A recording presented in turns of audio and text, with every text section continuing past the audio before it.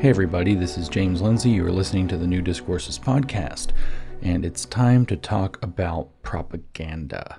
I think this is an extremely important topic. I mean, some of you will have heard the recent new Discourses podcast that I did that we are the fake news now, where I talked a little bit about the different ways, I guess, that not just that that there's propaganda and fake news or whatever you want all over social media, but also that we participate in it, that we are the purveyors of a great deal of the fake news now that, say, CNN and the big networks are less reputable.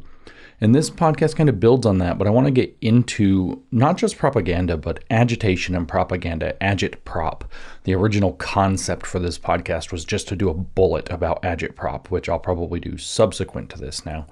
But the idea is that there's a lot to propaganda. There's kind of two sides to propaganda. Agitation and propaganda are put together. This is that term, like I said, Agitprop. And if you actually read Lenin, as we'll discuss, or you read a lot of the different communist literature, or in fact, if you read the Nazi literature, you see that there's this call for agitation and propaganda, and they're not quite the same thing.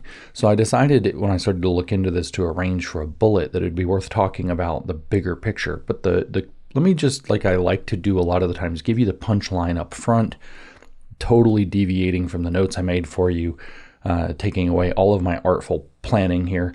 The big punchline with this, and what will be the thrust of the Bullets episode about this, is that agitation and propaganda are two sides of a coin that are kind of everywhere. We live in this propaganda-rich environment. They're not the same thing. Propaganda is more like a broad miseducational, I should say, program. It's misinformation and disinformation to get people to misunderstand the circumstances that they're in. So, when we talk about George Soros's reflexivity, propaganda might be to create the distance, as he describes it, between true belief and, people's belief and reality, or true belief and what's actually believed.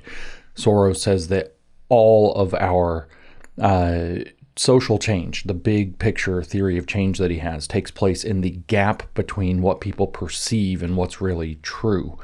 And that can be an exploitable environment. So propaganda is almost like preparing the operational battlefield, or throwing down, as Soros phrases it, guideposts for people to be misled about what's going on around them or what they should do about it.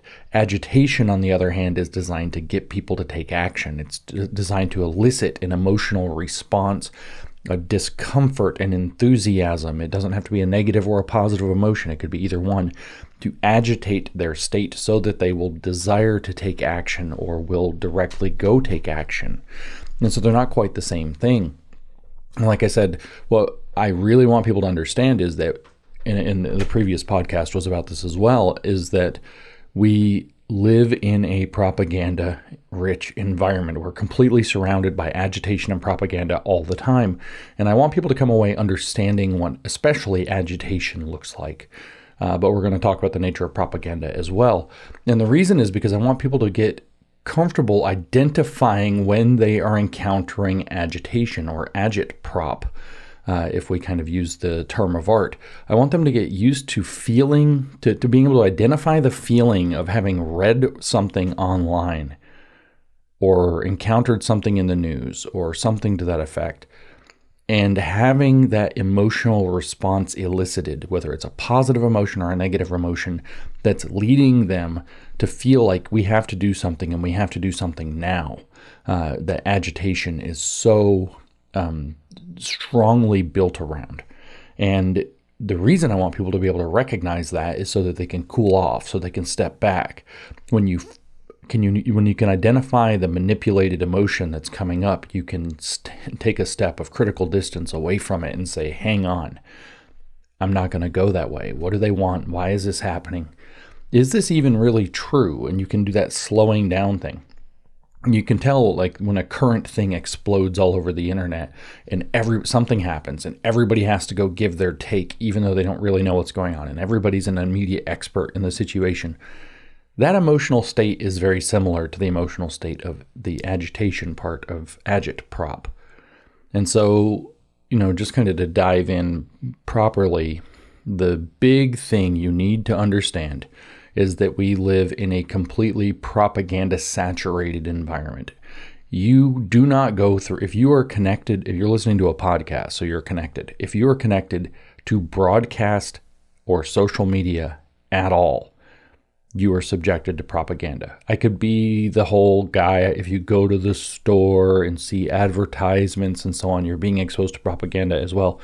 But it's a little bit different because the propaganda that I'm particularly interested in, although advertising and marketing do count, and I'll talk about that in a second, the propaganda I'm interested in is the political warfare variety, the kind that is seeking with hostile intent, not just the desire to make a profit off of you, but with hostile intent to manipulate your emotions, manipulate your beliefs so as to create a favorable political or social outcome for for the group that's putting it together. And again, the hostile intent is critical for political warfare. You can argue, I guess we could be communists and argue that advertisers have hostile intent, but that's not necessarily true. They might be trying to inform you of their product and just kind of, overselling it a little bit because, they want your money. And it is not based on the value of the product, but the perceived value that you will part with your money, et cetera, et cetera. But I don't want to get lost in those weeds. The fact is, though, that you live in an environment that's so propaganda saturated, so agitprop, in fact, agitation saturated, that I don't even want you to think of it as being like something that happens. It's like characteristic of the space. You live, in effect, in a propaganda battle space. You live, and I've said this before in different contexts, including here on the podcast, you live in a battlefield. Or a battle space is a better way to put it because it's not technically a battlefield. And so you have to be equipped to deal with that battlefield. And the weapons of this particular psychological and political warfare battlefield that I'm talking about, what Robert Malone calls fifth generational warfare, the weapons are primarily agitation and propaganda. The bad guys tend to call it misinformation, disinformation, and malinformation, not entirely incorrectly. So we have to understand propaganda to protect ourselves, whether we want to or not. We have to be able to do that punchline and understand the emotional responses elicited by agitation so that we don't get led around by it. We have to be able to understand the effects of what George Soros called fertile fallacies, which are deliberate errors planted into people's belief systems. In other words, agitation and propaganda that are designed because that's the fallacy part. The fertile part is that they're designed to cause people to take specific actions that manifest certain things in the world, according to his theory of change that he calls reflexivity. So we have to be able to detect, not just detect, actually, reflexive environments, which I've done a couple podcasts about and talked about, various places repeatedly. We also have to learn how to identify that a reflexive campaign is happening and resist it. We have to be able to opt out and help other people opt out of the reflexive push, of the reflexive madness, the mass formation psychosis that comes along with agitprop. And so I cannot stress enough how important it is to understand that if we are online at all, active on social media as a reader or as a contributor, you don't even have to post. If you're just scrolling, if you're just looking, if you're paying attention to any news media, whether it's mainstream or alt media at all, we are the fake news now, alt media. Or indeed, if you live in a modern technological society, which because you're listening to a podcast, you do, if that's you, if any of that applies to you, then you live, whether you like it or not, in a propaganda battle space. And that's where we have to start, is by framing out that we actually live, because of the nature of whether you want to call it fifth generational warfare or psychological warfare or political warfare or psy-war, or just the technological world that we live in. We actually live all the time on a battlefield. It's like we've been deployed to war, except that the war is taking place for our minds, for our thoughts, for our beliefs, and it's taking place in our devices, in our living rooms, everywhere. Now, this state of affairs, kind of ironically, this is sort of fun for me. The state of affairs, historically, some people have called this state of affairs postmodernity, where you can't ever be sure of what's real because everything is, this kind of barrage of conflicting narratives and messages and images and symbols and meanings. And it's the meanings themselves of all of those symbols and narratives and every other thing are determined by the powerful interests that are creating and disseminating them, and their reach and effectiveness has something to do with their content, but more to do with the power of and say money behind the groups that are putting them out. And many people have just kind of acquiesced to this today, including so-called conservatives or right-wingers. Their political enemies 40 or 50 years ago, like Jean-Francois Lyotard, were writing books called The Postmodern Condition. Or in the 1980s and 1990s, Jean Baudrillard was writing about the desert of the real in his book Simulacra and Simulation. Maybe I say that one backwards every time if it's not in front of me. Whichever way it goes, it doesn't matter.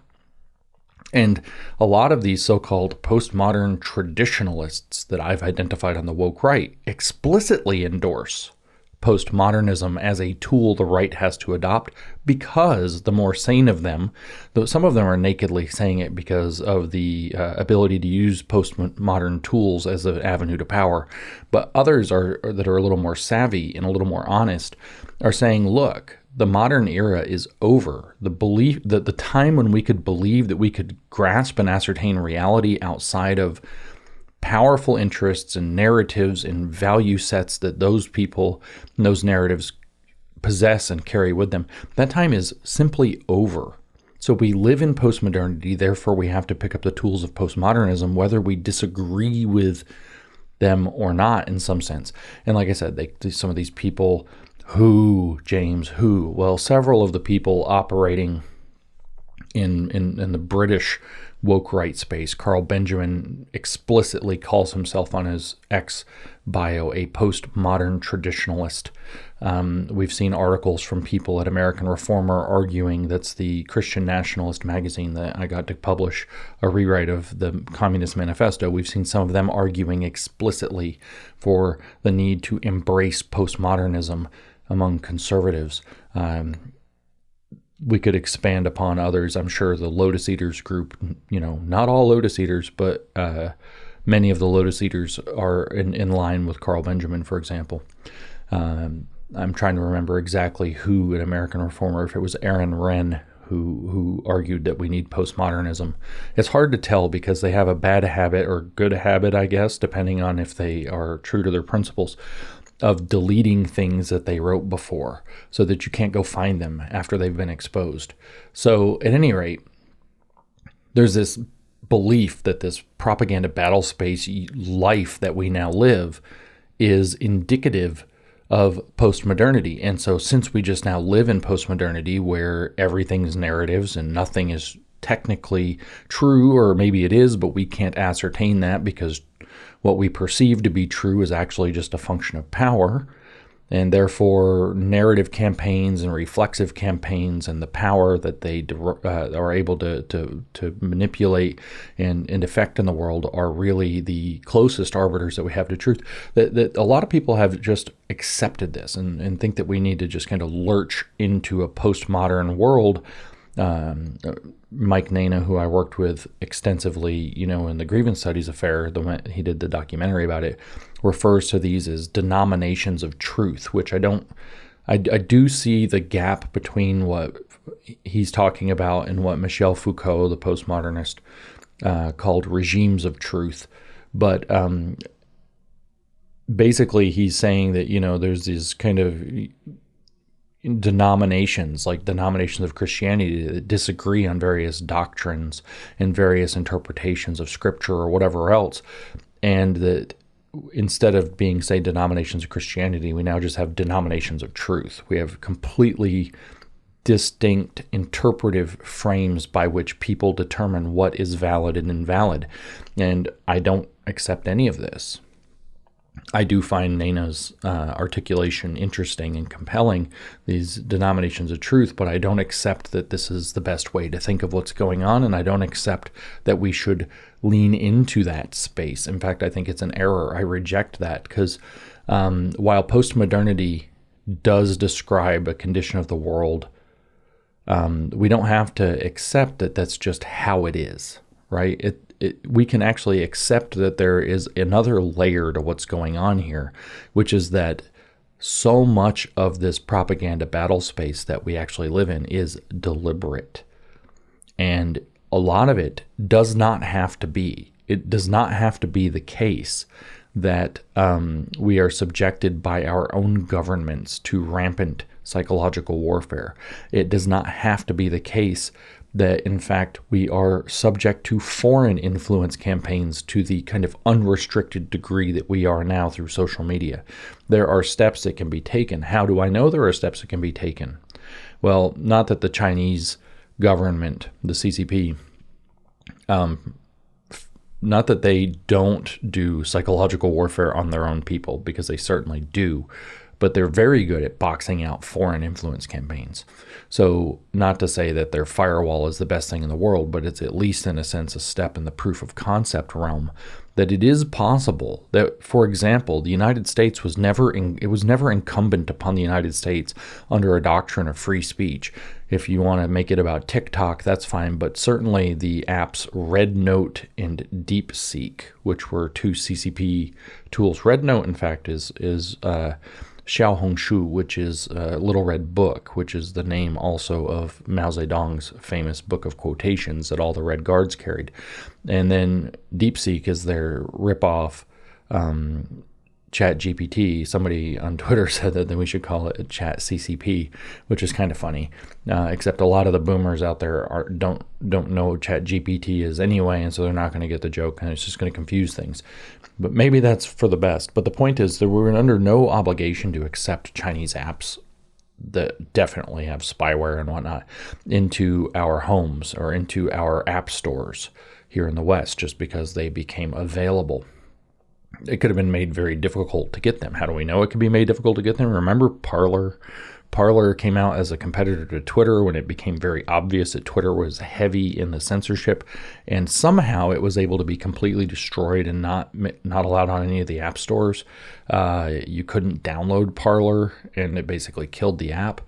And then, there's also, cloud storage issues that they were able to manipulate with things like this. It's certainly the case that they could have at least excluded this from being easily obtained. There are steps, at least in principle, that could be taken.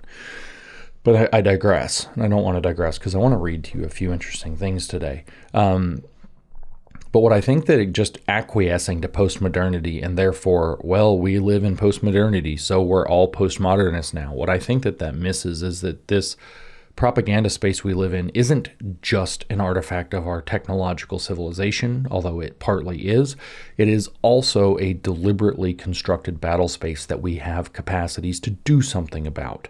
We do not have to denominationalize around truths just because we've had a democratization of who can speak.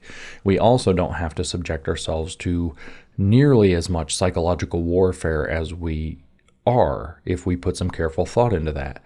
And most importantly, we do not have to accept that this is simply the way that it is and accept the false projection of this postmodern hyper-reality onto the reality we actually inhabit. In other words, we can become aware of the fact that we're being propagandized and being agitated, and we can take a step back from that. And then when we do, we're going to interact with information differently, and it may not be the exact same kind of experience that postmodernity would describe, and it's not nearly as hopeless or nihilistic. So in other words, by understanding alone that we're in a propaganda information battle space that is using psychological and political warfare, not merely advertising, and some of that from hostile entities, from other agenda-driven entities, we can actually separate ourselves psychologically from the battle space and also from the meaninglessness that postmodern existence carries with it. Thus, we can carry on as people with our dignity, intelligence, and our goodness intact without having to swim in the same toxic morass that leftists in the 70s and 80s were swimming in. And there are a lot of reasons I believe that we can actually do that. I've just given you some, but frankly, we're dealing with the same problems on social media and alt media with this kind of propaganda problem, and it's causing this damage to us and putting us in this kind of postmodern condition that we've, believe we found ourselves in previously.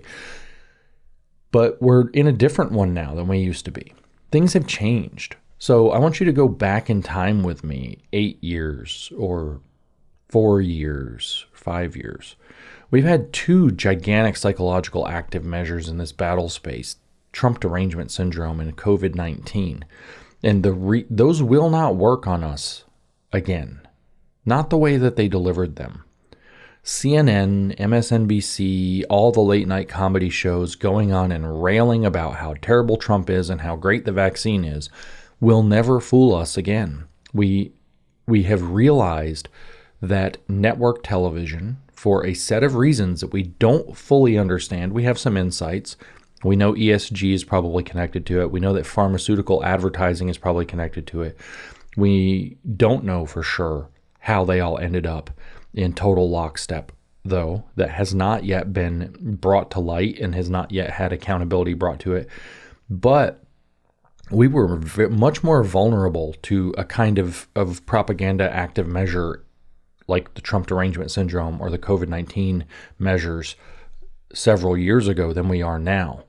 And those particular active measures and literally the technological and information infrastructure that enabled them to attack us so successfully as societies was pierced almost completely by a very skillful application of just 2 words, which are fake news.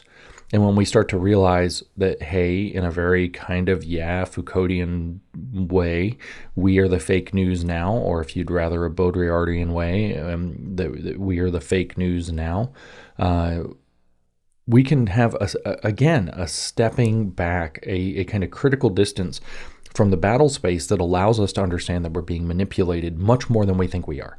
That was the point of my podcast that I gave a couple weeks ago about being the fake news now, where I wanted to paint the picture for you that a lot of your experience on social media is not at all organic, right? And that we are participants in a very not organic process.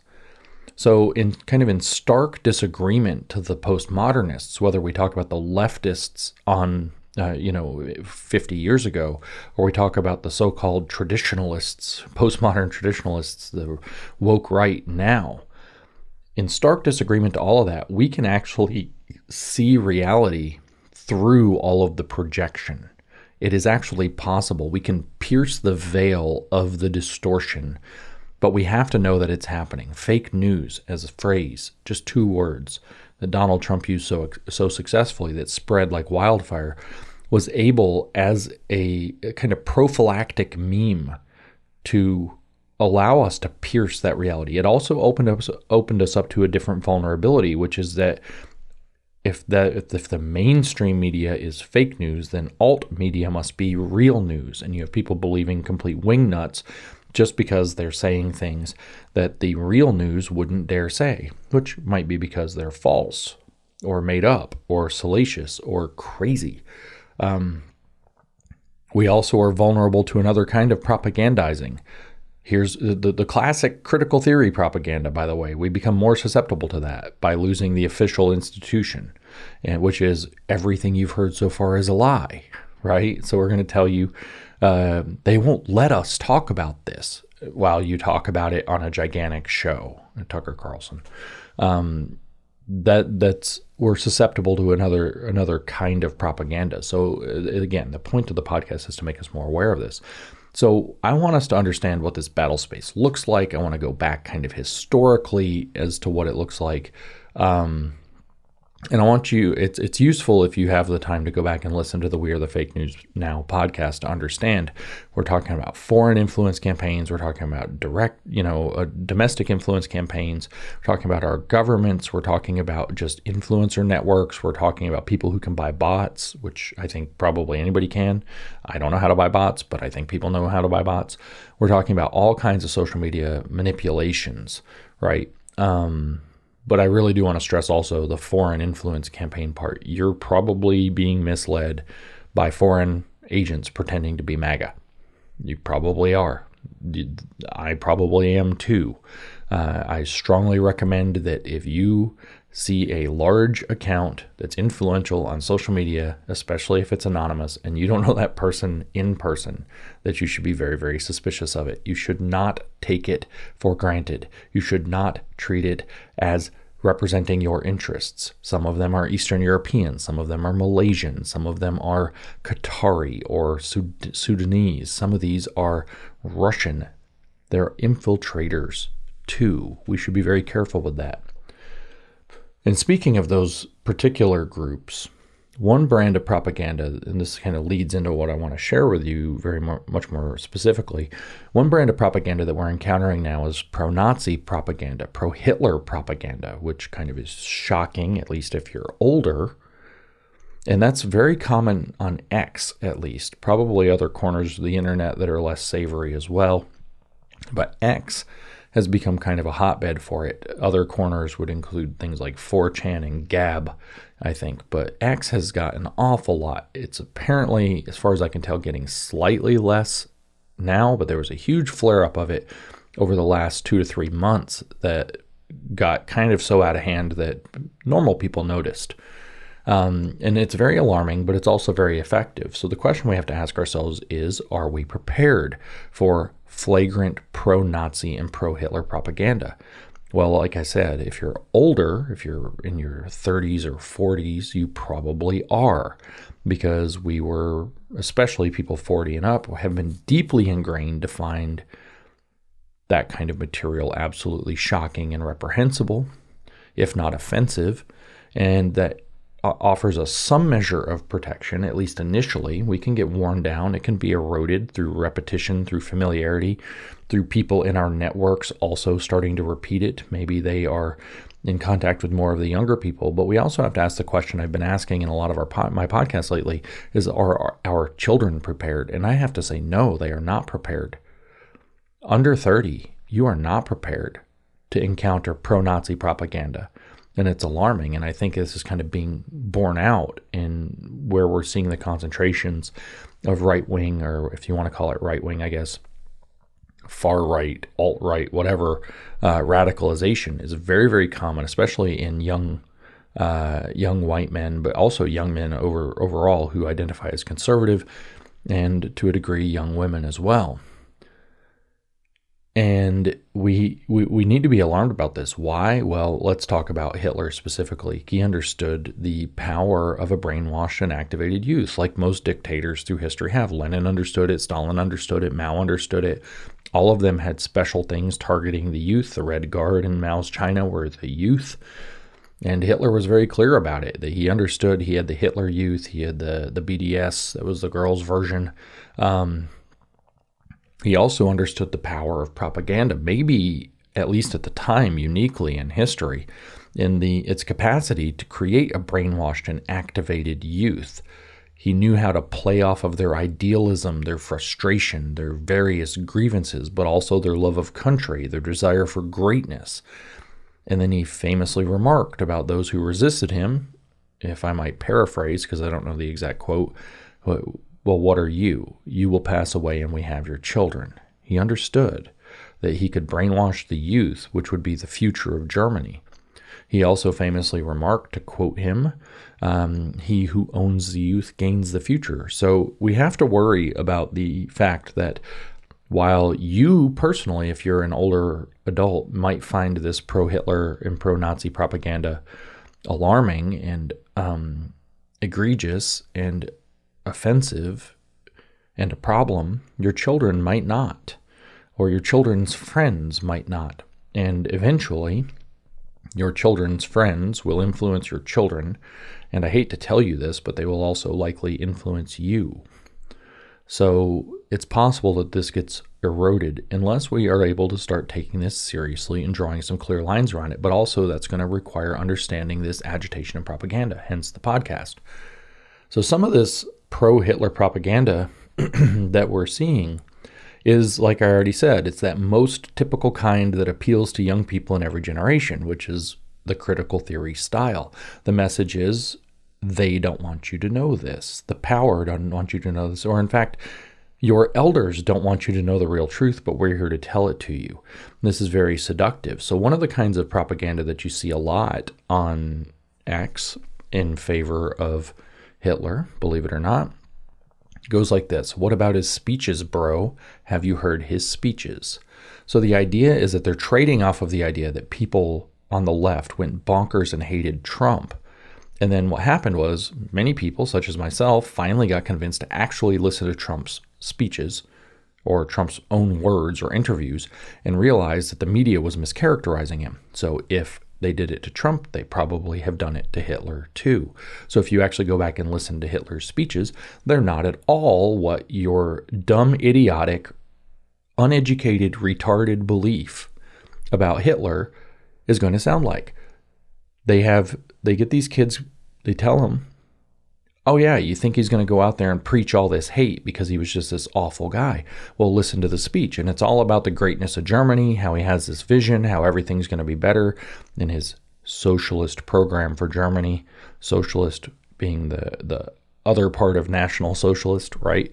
So we're going to lift up Germany. It's going to be great. Everybody's going to have enough living room. Everybody's going to have enough space. Everybody's going to have enough stuff. Germany's going to be the greatest nation. We're going to be super rich. Germany, Germany, Germany. We're going to get our druthers back. All these people who have insulted us and held us down are going to be taken, out of the way, and we're going to rise, and Germany's going to be great. And it's all positive, positive, positive, positive.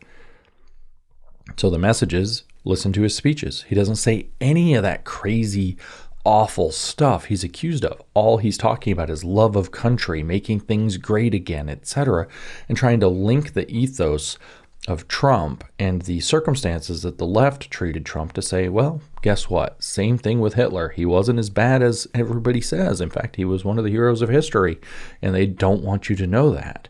Your elders especially don't want you to know that. And your parents, they probably are good people, but and if this sounds like the same kind of grooming that the trans people did, it is. Hitler was a groomer. These neo-Nazis are groomers. The Russian influence networks that are pushing neo-Nazi stuff are groomers. But your parents are probably good people, but they've just been miseducated too. There's a whole post-war liberal consensus, the PWC, that's out there. This post-war consensus has convinced us that Hitler was the, absolute zenith of evil. And, they lied about him. And that's the message. It works. And they play the speeches, and people go listen to the speeches. They've been archiving and translating the speeches. And they, like I said, they're very pro-nationalistic speeches. Most of his speeches were what? Propaganda. The speeches were propaganda. The speeches were a sales pitch for the Nazi regime that was also eventually, well, first it was waging war on Europe, had massive imperial ambitions, was killing in large numbers, was subjugating other countries, was depriving, say, the Polish people of their land and their villages and their homes so that the Germans could have living room, Lebensraum or something like that. And so there was my friend used to work, I think I've said this a bunch of times before, my friend used to work in customer service, and he said that their motto was in the department was somebody else sells the dream, we service the nightmare, right? So the speeches are sell the dream. Germany's going to be great. Germany's going to be positive. If you've listened to my podcasts about from Melita Moshman's book, you hear that that's what she was into. And she says that she never really realized as a Nazi, as a Hitler Youth, she was, of course, anti-Semitic and all this, but she never really realized that there was this rampant hatred at the heart of National Socialism, that there's this rampant evil lust for power because it was all about making Germany great. Well, this propaganda is very alluring for people. People are very susceptible to it. And so we can talk about, and I'm going to mention two and talk about one. I said, the speeches are propaganda, and the propaganda is a kind of sales pitch. There's kind of these two experts on propaganda. One is considered the father of propaganda, aka the father of public relations, and or also the father of advertising, and that's, I forget what the relation is, Sigmund Freud's grandson or something to that effect, Edward Bernays, very famously. So he outlined that propaganda and public relations and advertising are basically the same thing. And, you can go look into his writing about it. I'm not going to talk about Bernays here. I'm going to talk a little bit more about a guy named Jacques Ellul. Jacques Ellul was a Frenchman, and in the very early, I think, 1970s, approximately 1970, he published a book called Propaganda, where he gives a modern study of propaganda. And he says the same thing, that propaganda, public relations, advertising are basically all the same thing. But he also says something more profound that I've alluded to several times already, or said several times already, that propaganda is actually the other side of the coin to a technological civilization. If you are in a technological civilization, then there is propaganda.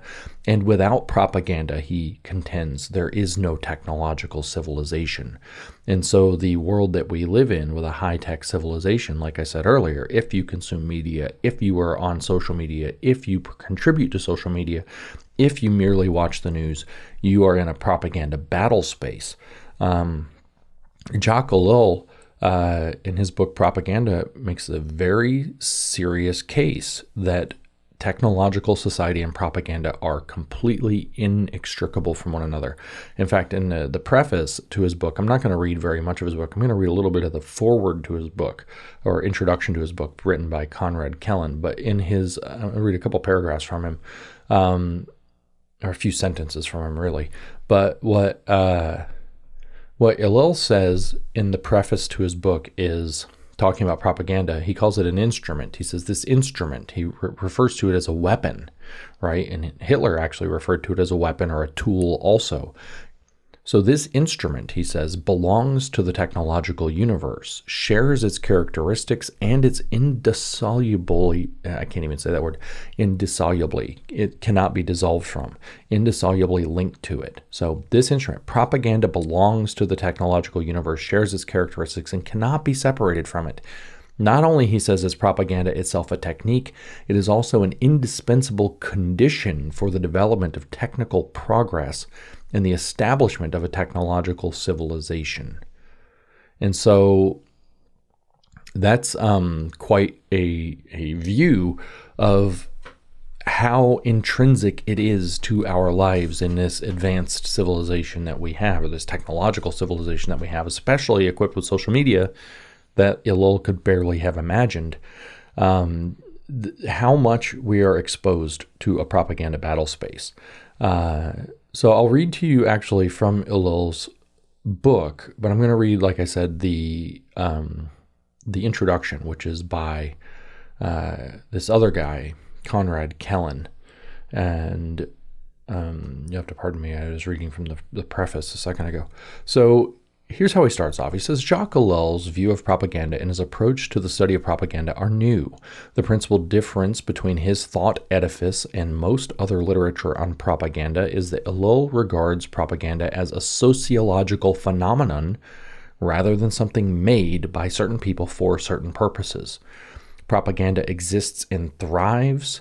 It is the Siamese twin of our technological society. Only in the technological society can there be anything of the type and order of magnitude of modern propaganda, which is with us forever. And only with the all-pervading effects that flow from propaganda can the technological society hold itself together and further expand. Now, you might say that this is Jacques Ellul making a pretty good argument that once we reached a sufficient level of technological progress, we entered out of modernity into postmodernity. Therefore, we all have to be postmodernists. But I think that even as Ellul makes the point in his book, that it is possible to fundamentally understand the nature of propaganda and thus be able to still grasp reality by stepping back from it. But here's an important explanation about who falls for propaganda. Most people, this is Konrad Kellen in Ellul's introduction, most people are easy prey for propaganda, Ellul says, because of their firm but entirely erroneous conviction that it is composed only of lies and tall stories, and that conversely, what is true cannot be propaganda. So I don't know how many times I'm going to beat that drum before I die, but I've done that short bullet podcast, telling the truth falsely as a form of propaganda. I've talked about communism marrying a truth to a lie, which I borrowed from Julie Beeling in Beneath Sheep's Clothing. This is the way propaganda tends to work. It's by blending truths and lies. It's not just telling lies or telling tall stories. Sometimes it's telling only truths, but telling them in a way so that they mislead you into believing the wrong thing, or telling only truths so that their context is missing so that people will conclude that it means something other than it does. So Ellul says that most people fall for propaganda because of their entirely erroneous conviction that it is composed only of lies and tall stories, and that conversely, what is true cannot be propaganda. But modern propaganda has long disdained the ridiculous lies of the past and outmoded forms of propaganda. It operates instead with many different kinds of truth: half-truth, limited truth, truth out of context. Even Goebbels always insisted that Wehrmacht communiques be as accurate as possible. Why? Because if you get caught outright lying, you're known as a liar, and that makes it very difficult for you to be believed and for your propaganda to be swallowed. In fact, Hitler, in the parts of, I'm going to read to you from Mein Kampf in a few moments, in part that I won't read, talks about why the German World War I propaganda failed, and it was in fact because the Germans lied. And when the Germans that were marching to war saw that the propaganda had lied to them, they lost their morale, and they lost the ability to believe their government and want to fight for it. A second basic misconception, we're told, that makes people vulnerable to propaganda is the notion that it serves only to change opinions. This is one of its aims, but a limited, subordinate one. Much more importantly, it aims to intensify existing trends, to sharpen and focus them, and above all, to lead men to action. Or, when it is directed at immovable opponents, to non-action through terror or discouragement, to prevent them from interfering. So this is extremely important, right? Much more importantly than trying to change opinions. The point of propaganda is often to agitate and to intensify existing trends. Think about that. If you're going along with the current and suddenly the current starts to accelerate, that might be due to propaganda. We call this accelerationism, in fact. One of the ways that you can achieve a lot politically that's very relevant to what's happening right now with our new administration that we're so excited about all the winning is that you can accelerate and accelerate and accelerate and go so fast that you end up so far down the road that you don't know how you got there and you don't know how to get back later. And all the momentum carried you somewhere you didn't want to go. Much more importantly, we're told, propaganda aims to intensify existing trends that get you to try to overreact, to over-enthuse. And it can drive you toward action or even inaction, depending on what its goal is.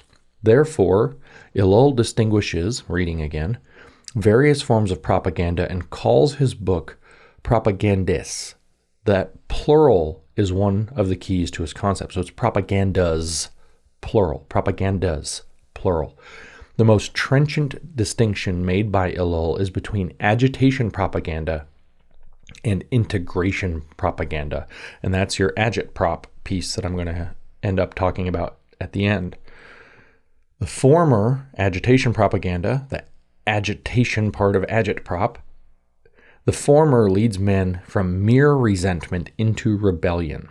The latter, integration propaganda, aims at making them adjust themselves to desired patterns. And I would tell you that that's probably the primary difference between the agit and the prop in Agitprop. Agitation tries to lead people into action from mere resentment into rebellion, into overdoing it with their enthusiasm, or terror, into being frozen. The latter aims at making them, so propaganda instead of agitation leads them into making themselves adjust to desired patterns. The two types rely on entirely different means. Both exist all over the world. Integration propaganda is needed especially for the technological society to flourish, and its technological means, mass media among them, in turn make such integration propaganda possible. So that's obviously a tool that I think can be used for good or evil, but agitation propaganda seems distinct. And in fact, I'm not going to elaborate on this now, but I think that the agitation propaganda is the one that's much more important for us to be paying attention to, the one that we need to learn how to step back from so that we do not fall into the traps generated by agitation. And that's really the point of the podcast today. A related point, central in Ellul's thesis, is that modern propaganda cannot work without education. He thus reverses the widespread notion that education is the best prophylactic against propaganda. On the contrary, he says education, or what usually goes by that word in the modern world, is the absolute prerequisite for propaganda. In fact, education is largely identical with what Ellul calls pre-propaganda, the conditioning of minds with vast amounts of incoherent information already dispensed for ulterior purposes and posing as facts and as education.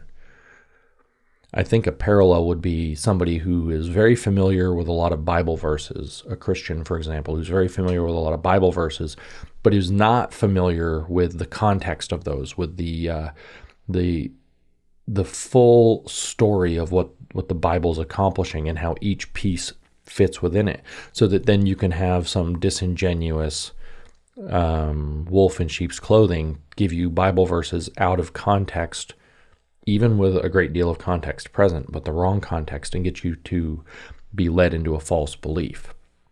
So you might be very educated, so to speak, on the Bible, but in a very poor way where you don't have a full understanding of what the Bible is trying to communicate and what the historical purposes and circumstances were, and thus you can easily mislead people through verses that are, again, you can tell them true things.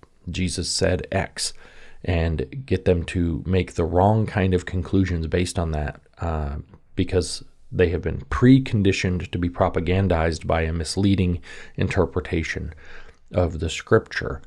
Ellul, going back to the text, Ellul follows through by designating intellectuals as virtually the most vulnerable to all modern propaganda. You hear that, guys? For three reasons. One, they absorb the largest amount of second-hand, unverifiable information.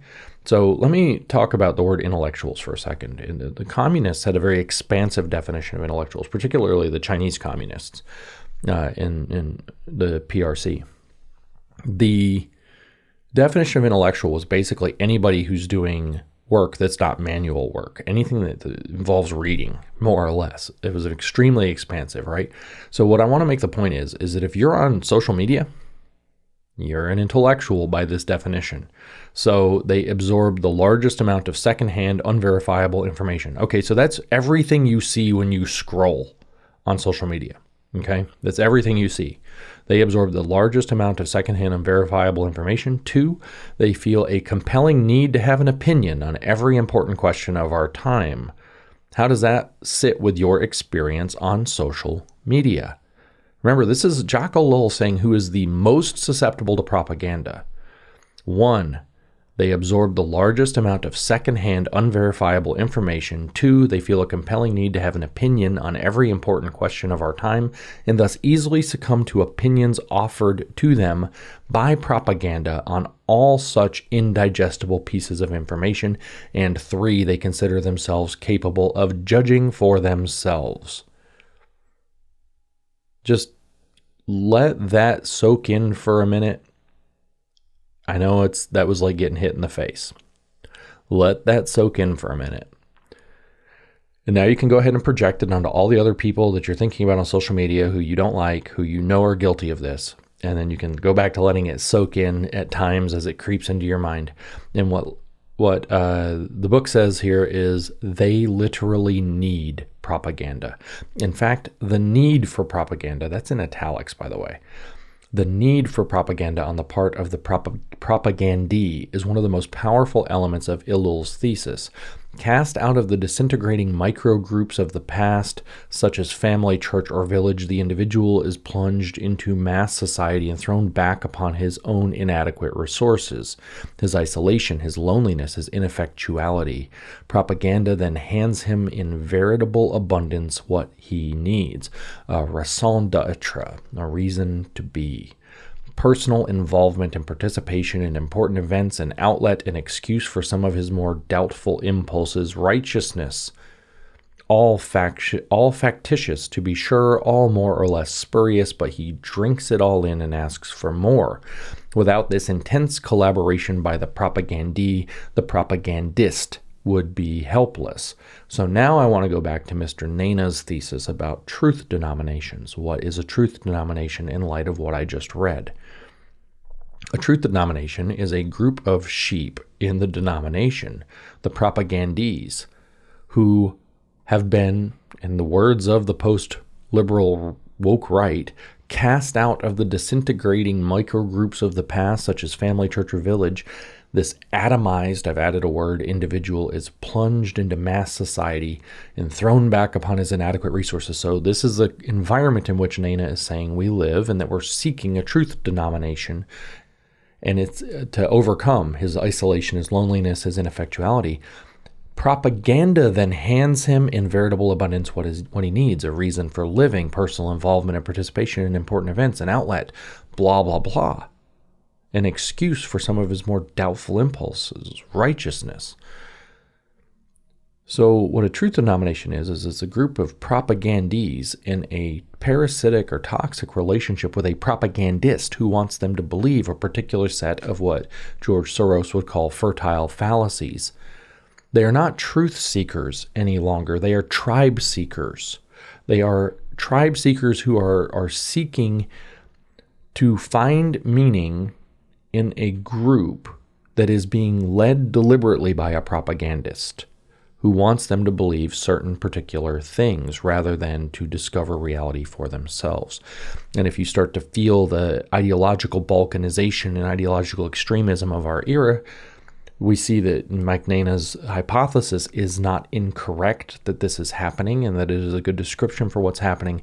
But what we see, on the other hand, is that it is a very toxic arrangement that we should be taking steps to resist. And you hear in the description here the toxic symbiotic relationship between propagandist and propagandee. All factitious, to be sure, all more or less spurious, but he drinks it all in and asks for more. Without this intense collaboration by the propagandee, the propagandist would be helpless. Thus, and this is the last paragraph I'll read of this part, thus, propaganda, by first creating pseudo-needs through pre-propaganda and then providing pseudo-satisfactions for them, is pernicious.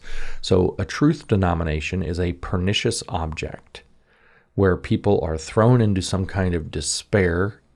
They generate pseudo-needs that are met by a propagandist, giving them pseudo-satisfactions. And this is a pernicious cycle, not just pernicious to the people involved, but pernicious to the society in which it is occurring.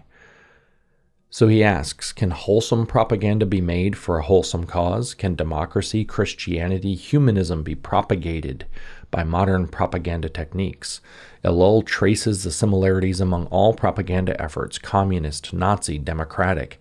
He thinks that no one can use this intrinsically undemocratic weapon, or rather abandon himself to it unscathed or without undergoing deep transformations in the process. He shows the inevitable willed propaganda effects of which the good propagandist is unaware, the fallout from any major propaganda activity, and all its pernicious consequences. Most pernicious of all, the process, once fully launched, tends to become irreversible. So you become a product of your propaganda in the sense of who you are and who you understand yourself to be. And there's really, he's warning, no way out.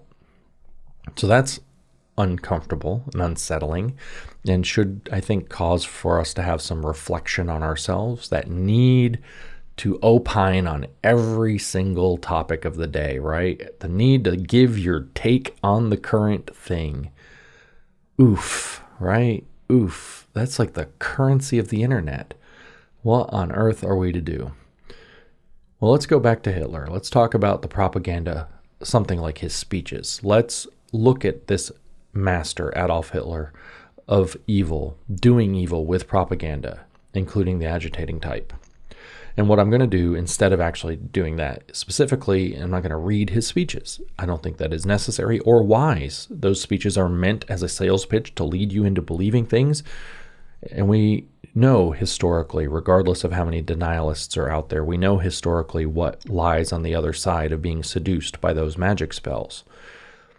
I'm going to read to you instead a portion of chapter 6 of Adolf Hitler's Mein Kampf. That chapter is titled War Propaganda, and it's Hitler's analysis of the propaganda that the Germans used in World War I, clearly to losing effect, which angered Hitler. So he wanted to learn how to do propaganda correctly and better. So we're going to read a couple of pages. It's a little risky for me. I'm going to come back to this eventually. A little risky for me to read Hitler, right? Because I don't know if this is going to get taken down. I actually want to read another chapter of this book to you soon, and I guess we're going to take the risk. So stay tuned for that, and we'll see what happens.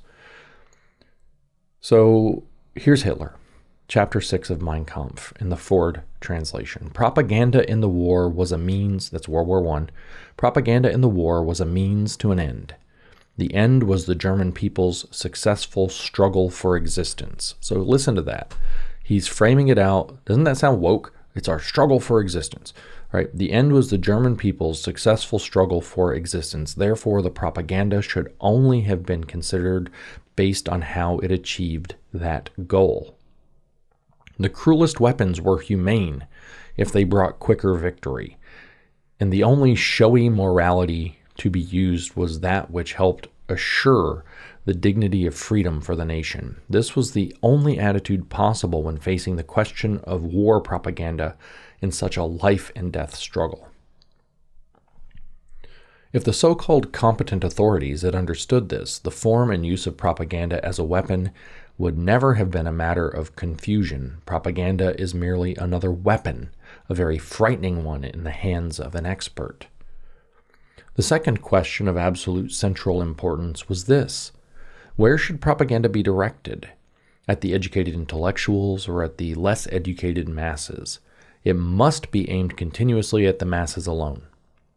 For the intellects, or those today who think they are intellectuals, we do not offer propaganda, but scientific teaching. Now I'm going to put a caveat here because we're listening to his speeches, right? Doesn't that sound good? The scientific teaching that they were offering was largely theosophical, goofy race science about the master Nordic race. So it turns out that that's not true, what he actually said, but you have to know what you're looking at to understand what you're looking at. That's how propaganda often works. Hitler said, for the intellectuals, we offered scientific teaching. He didn't tell you what the content of the science was. He didn't tell you that all the Jewish science had to be ejected, just like the communists had to eject all of the bourgeois Western sciences, right? So that itself is an example of how the propaganda works, here talking about propaganda. So it's actually kind of a lie, right? For the intellects, or those who think they are intellectuals, we do not offer propaganda but scientific teaching. They offered misinformation and malinformation. Judging by its substance, Hitler tells us, propaganda is no more science than an advertising poster drawing is art. The art of the poster is in the designer's ability to attract the attention of the crowd with form and color. A poster advertising an art exhibition only has to draw attention to the art in the exhibition. The better it succeeds, the greater the art of the poster itself. In addition, the poster should show the masses the importance of the exhibition, but it should never be a substitute for the art there on display. Anyone who wants to involve himself with actual art must study more than just the poster. In fact, for him, a simple walk through the exhibition is not enough. Only after a detailed study of the exhibits can he be expected to give a thoughtful examination to the individual works and then slowly form a sound opinion. The situation is the same today with what we call propaganda. Propaganda's purpose is not scientific training of the individual, not to give details or to act as a course of instruction, but directing the masses' attention to particular facts, occurrences, and necessities. The importance of these facts can only be brought in their view by the means of propaganda. So let me pause. When I said that Edward Bernays and Jacques Ellul in agreement, but Edward Bernays in particular said that public relations, propaganda, and advertising are roughly the same thing. Here you have the exact same sentiment from Hitler. The point of propaganda is not to be an intellectual discourse. That's what he's saying. It's not to make an argument. That's not the point of propaganda. The point of propaganda is to point people to certain facts, occurrences, and necessities in the same way that an advertisement, say for an art gallery, is to point them to want to go to the art gallery and go in and study the art. And the poster, the advertising poster, is judged on its quality, not by its artistic quality, but by whether or not it gets people to go into the gallery. In the same way, propaganda is going to be judged not by its intellectual or factual content, but by its ability to draw the masses' attention to particular facts, occurrences, and necessities. And he says, the importance of these facts can only be brought in their view, meaning the view of the masses, whom he thinks are stupid, as we will hear, by the means of propaganda. So propaganda is a means of alerting the masses, the people who are low information, low engagement particularly, to misunderstand or maybe understand a particular circumstance. He says the art of propaganda consists of putting a matter so clearly and forcibly before the minds of the people that it creates a strong conviction in everyone. It is essential to success. The propaganda reinforces the reality of the facts that are promoted, the necessity of what is being promoted, and the just or rightness of its character. So there's a moral valence to the propaganda, the just or rightness, a necessity, why it's got to feel important to people, and that it must reinforce, this is important, reinforce the reality of the facts that are promoted, right? So the reality of the facts. So you say, well, so I thought propaganda was about lying, but that's exactly what Jacques Ellul's forward here warns us about, right? It is not about modern propaganda has long disdained the ridiculous lies of the past and outmoded forms of propaganda. It operates instead with many different kinds of truth, half-truth, limited truth, and truth out of context. Even Goebbels always insisted that the Wehrmacht communiques be as accurate as possible. So, indeed, you're going to tell the truth falsely with propaganda. The goal is to inspire a certain belief in a moral and practical necessity to act upon that which you see, based on which facts are given to you and, of course, which are withheld. The point is not an academic treatise. He's made that very clear. Hitler goes on, he says, this art is not an end in itself. Its purpose must be identical to the advertisement poster. So again, that point. To attract the attention of the masses and not to distribute instructions to those who already have an educated opinion on things or who prefer to form their opinions based on objective study. That is not the purpose of propaganda. So propaganda is not for people who want to base their opinions on objective study. That is not the purpose of propaganda. That's the exact quote from Adolf Hitler. It must appeal to the feelings of the public rather than to their reasoning ability. So I know all of my moms out there that have dealt with education stuff are now reeling at the fact that so much of the educational material in the United States and beyond today, the woke stuff, is all centered in how the kids feel, right? Propaganda is not for people who prefer to form their opinions based on objective study. That is not the purpose of propaganda. It must appeal to the feelings of the public rather than to their reasoning ability. He goes on, all propaganda must appeal to the common people in tone and in form, and must keep its intellectual level to the capacity of the least intelligent person at whom it is directed. In other words, the intellectual level must be lowered as the mass of people it is intended to reach grows. If it is necessary to reach a lot of people, as in the case of national propaganda for the continuation of a war, you can never be too careful about controlling the intellectual level of the propaganda. The less science is involved and the more emotions are involved, the more complete the success will be.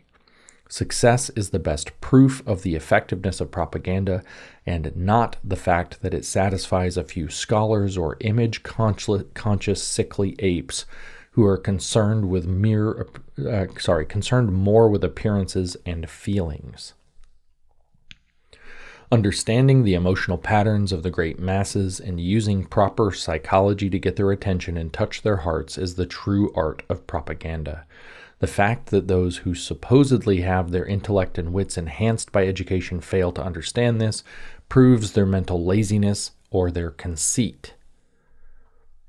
Once we understand the importance of targeting the art of propaganda advertising to the broad masses, notice that propaganda advertising, it's just one concept, we have the following consequence. It is a mistake to try to create propaganda in the same way you would create a document for scientific instruction. The great masses' capacity to absorb information is very limited. They have very little understanding, and they are very forgetful. So let's go back to those speeches, bro. What was in those speeches? Well, that was national propaganda. It was targeting very large groups. It has to be things that are very simple, that elicit their emotions, right? Why? Because the great masses' capacity to absorb information is very limited. They have little understanding, and they are very forgetful. For these reasons, any effective propaganda must be confined to a very few points, and these must be expressed in simple, stereotyped formulas. They must be used repeatedly until the very last man cannot help but know the meaning instantly. The moment we forget this principle and try to vary the approach, try to be general or abstract, we minimize the effect. The crowd cannot understand what is being offered. Therefore, the greater the scope of the message, the more necessary it is for the propaganda to follow a simple plan of action, which is also the most effective and targeted psychologically. He then goes on to talk about why the war propaganda in Germany failed in World War I, but why the British and American war propaganda in World War I succeeded. And basically, it was that the Germans tried to make the Americans and British look stupid, or the Allies in general look stupid, and the British and the Americans made the Germans and the Axis look ruthless and brutal and evil. So when the soldiers went on the battlefield, they discovered the truth of what the soldiers were like, and the Allies went seeing the Allies went into the war seeing that the propaganda they were told was true. The Germans were brutal. They were murderers. They were killing people. They were like people in war. Whereas the Germans went and saw, wait, these people aren't stupid at all. And so they started to doubt their own side, according to Hitler. So that's that section. I'm going to read kind of a little bit of a selection from the next part of the chapter, and I'm not going to finish the chapter, which, as you can tell already, this is actually really focused. Hitler tends to ramble and go off on weird tangents a lot, and so the rest of the chapter is basically him just kvetching about how the Americans did it way better and the Germans were a bunch of idiots, and that, of course, he would do it better. So here's how he carries on after a little bit of that, which then dominates the chapter afterwards. He says, what the people never understood was the first requirement for any propaganda activity, an intentionally biased and one-sided attitude toward every question discussed. The failure in this area from the very beginning of the war, again, we're talking about why the German propaganda failed World War I. The failure in this area from the very beginning of the war and from the top down was so bad it made me question whether this much failure could all be credited to pure stupidity. For instance, what would people say about a poster which advertised a new brand of soap, but which at length described the good qualities of other soap brands? The viewer would simply shake their heads in disbelief. The same is true of political advertising. It is the responsibility of propaganda to emphasize exclusively the one cause it represents and not to evaluate other causes. It must not objectively explore any truth that favors the other side or fairly weighs the options, and then present the masses with a strict doctrine. It must not argue matters based on theoretical rules of justice. So we'll pause here. So he's saying that propaganda is a communicative dark art because it must be ruthless. It must not be argued through just and fair application. Instead, it must intentionally be biased and one-sided toward every question discussed. It must not show any possibility for justice for the enemy. He actually makes that explicitly clear. In fact, he says it explicitly that anytime that, and I don't think I have this part. Oh, I do have this part. It confuses people once you show them justice for the enemy. So I want to draw your attention to the propaganda that you're facing today. And it could be a lot of things, but when I look at these accounts that are pushing the anti-Israel line, many of whom are on the woke left, many of whom are on the woke right, or its adjacencies, including libertarians that I don't think are quite woke right, but they're anti-Israel pretty staunchly. This is what you see. You do not see them offering any nuance or discussion of any justification for why it might be the case that Israel has a stake in what's going on, that they have a claim to justice in what they're doing. Even if they believe it, they're never saying it. Why? Because what they're presenting is not information. What they're presenting is propaganda. It doesn't matter even if they're right. You need to understand, and I don't think they are, by the way, but you need to understand that what they're presenting is propaganda. How do you know it's propaganda? The first requirement from Adolf Hitler, the first requirement for any propaganda activity is an intentionally biased and one-sided attitude toward every question discussed. Right? It is the responsibility of propaganda to emphasize exclusively the one cause it represents and not to evaluate other causes. Or continuing beyond where we went, it must not argue matters based on theoretical rules of justice. Propaganda must constantly endeavor to present only the aspect of the truth, not the truth, only the aspect of the truth that is favorable to its own side. It was a fundamental error to discuss who was responsible for starting the First World War and then declare that Germany was not totally responsible. The right way would have been to pile the guilt totally on the enemy, even if this wasn't true. But in this case, it was. Now, hold on.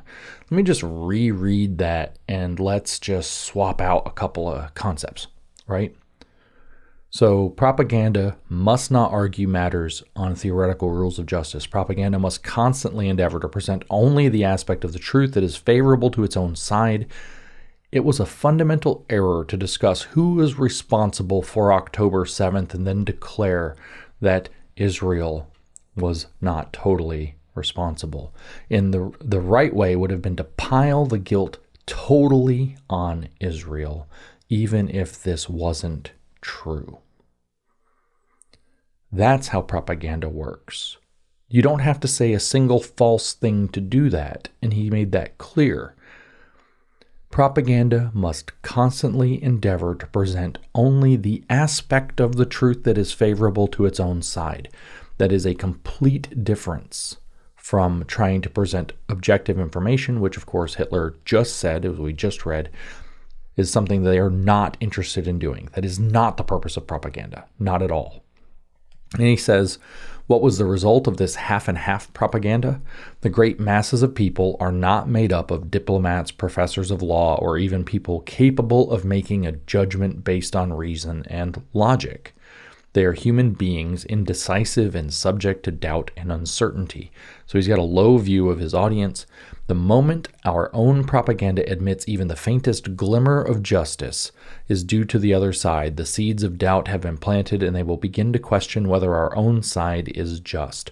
The masses cannot tell where the enemy's wrongs end and their own begin.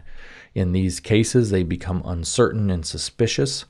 This is especially true when the enemy does not commit the same foolishness, but puts the guilt lock, stock, and barrel on his adversary.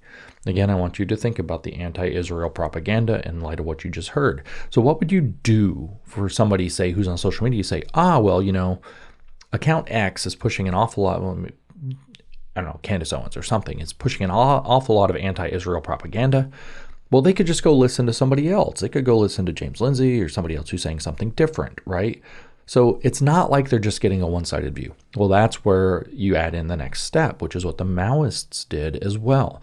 That's where you make sure that the people that you have listening to you, if you're the propagandist in your truth denomination, believe people in the other denomination are evil, are liars, are trying to mislead you. Right? That's why you constantly in this realm of propaganda see the disinformation accounts showing up, saying things like, why don't you ever say one word about the other thing? Or you hear them say, so-and-so is lying to you. Why are they lying to you? This is why you see this constant drumbeat taking place this way. Hitler's conclusion to that, this sorry product, which is where you actually admit that things might have nuances to them, this sorry product was not just useless but harmful. All the brilliant presentations in the world will not lead to the success of propaganda unless one fundamental principle is always kept clearly in view. Propaganda must limit itself to saying a very little, but saying it a lot. First and foremost, that is the absolute important prerequisite for success. And what was that very little? It is that aspect of the truth which is favorable to your aims. So you're not presenting the whole truth. You're presenting some truth falsely in order to create a particular agenda-driven opinion. Skipping a little bit, Hitler says, the purpose of propaganda is not to be a constant source of interesting diversion for unconcerned smart gentlemen, but to convince the masses. The masses are slow-moving, and it may take a long time before they are ready to even notice something. The constant repetitions of the simplest ideas will finally stick in their minds. Only constant repetition of the simplest ideas will finally stick in their minds. Any variation in the propaganda message must never change the purpose of propaganda, but should always reinforce the same conclusion. The main slogan must be highlighted from various angles, stated in different ways, but every discussion must end with the conclusion itself. Only then can and will propaganda produce a unified and concentrated effect. Only this broad approach through steady and constant use will ever pave the way to final success. And this steadfast course must never be abandoned. It is astonishing to discover the enormous results which such perseverance can accomplish. And so we will now go from Hitler. I'm going to read one more paragraph from him in a minute, but we'll go from Hitler. And I'll come back to Ellul for a moment. So Ellul nuances and updates Hitler's message a little bit, right? Particularly the parts about the intellectuals. And to note, fascism holds no love for intellectuals, famously. Very low regard for them, tends to kill them. But there's a lot here that bears on what we're dealing with in our time, in our propaganda space. The constant drumbeats from woke left, from woke right, if we'll admit the term, about the badness of America, the badness of Israel, the inevitability of social transformation, the need for civil war, inevitability of civil war, the need to sort the country into red and blue, to have a big sort, so to speak, to have a national divorce, the constant racial agitprop, the constant sexual agitprop, the constant religious agitprop about what it means to be a true conservative, a true Christian, to be politically black. It doesn't matter which subject we pick, on which side of it is. It's all consistent with the rules of propaganda that we just read from one of the most evil men in history. And so from Ellul's preface, this is actually reading Ellul himself, not the guy writing his introduction. but it's very early in the book. He says, whatever the diversity of countries and methods, they have one characteristic in common: concern with effectiveness. Does that not sound like what we just heard? Propaganda, he says, is made first of all because of a will to action for the purpose of effectively arming policy and giving irresistible power to its decisions. Whoever handles this instrument, or as Hitler called it, weapon, can be concerned solely with effectiveness. This is the supreme law, which must never be forgotten when the phenomenon of propaganda is analyzed. Ineffective propaganda is no propaganda. So that reminds me of a quote from George Soros I wasn't going to read, but I'm going to pull it up. Soros, where he's talking about alchemy and a scientific method, if I can get it really quickly. Scientific method seeks to understand things as they are, while alchemy seeks to bring about a desired state of affairs. To put it another way, the primary objective of science is truth, and that of alchemy, operational success. So that jives exactly with what both Hitler and Jacques Ellul, writing about propaganda, said about propaganda, right? That it's all about its effectiveness. That's the only thing you care about. It's only operational success. It's not about truth.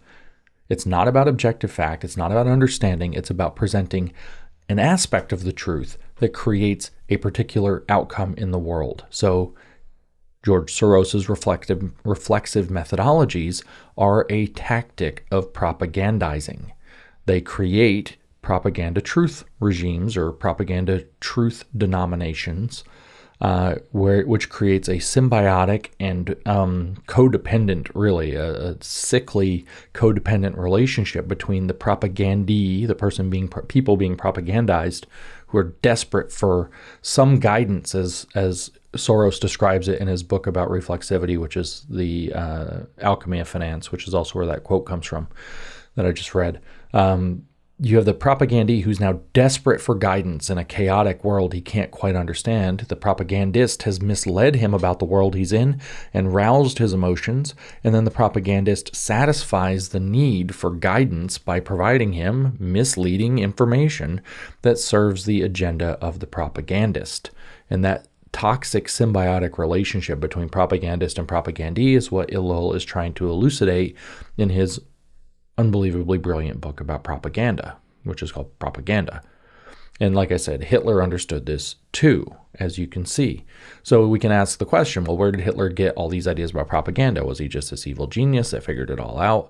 Well, he certainly observed and certainly had some ideas that way, but he's not that brilliant. As he points out several places in Mein Kampf, he didn't just come up with this crap on his own. He got it from studying the enemy, and not the enemy like the Allies.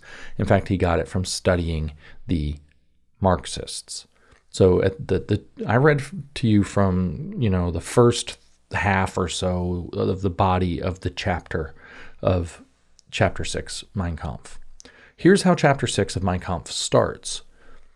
Pursuing all political events with interests like I did made me very interested in propaganda. In it, I saw a tool that the socialist Marxist organization understood well and used with masterful skill.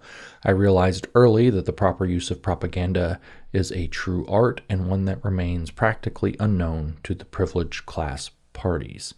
So he learned it by studying the Marxists. But I want to point out real quick, kind of a diversion, how he talks about that the privileged class parties are generally ignorant of propaganda. That's also what Ellul was saying, that those are the people who are most susceptible to propaganda.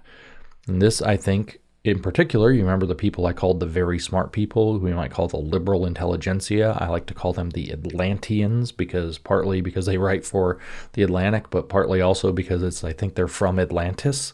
And they see themselves as this elevated group of people who live in a perfect society that doesn't actually exist.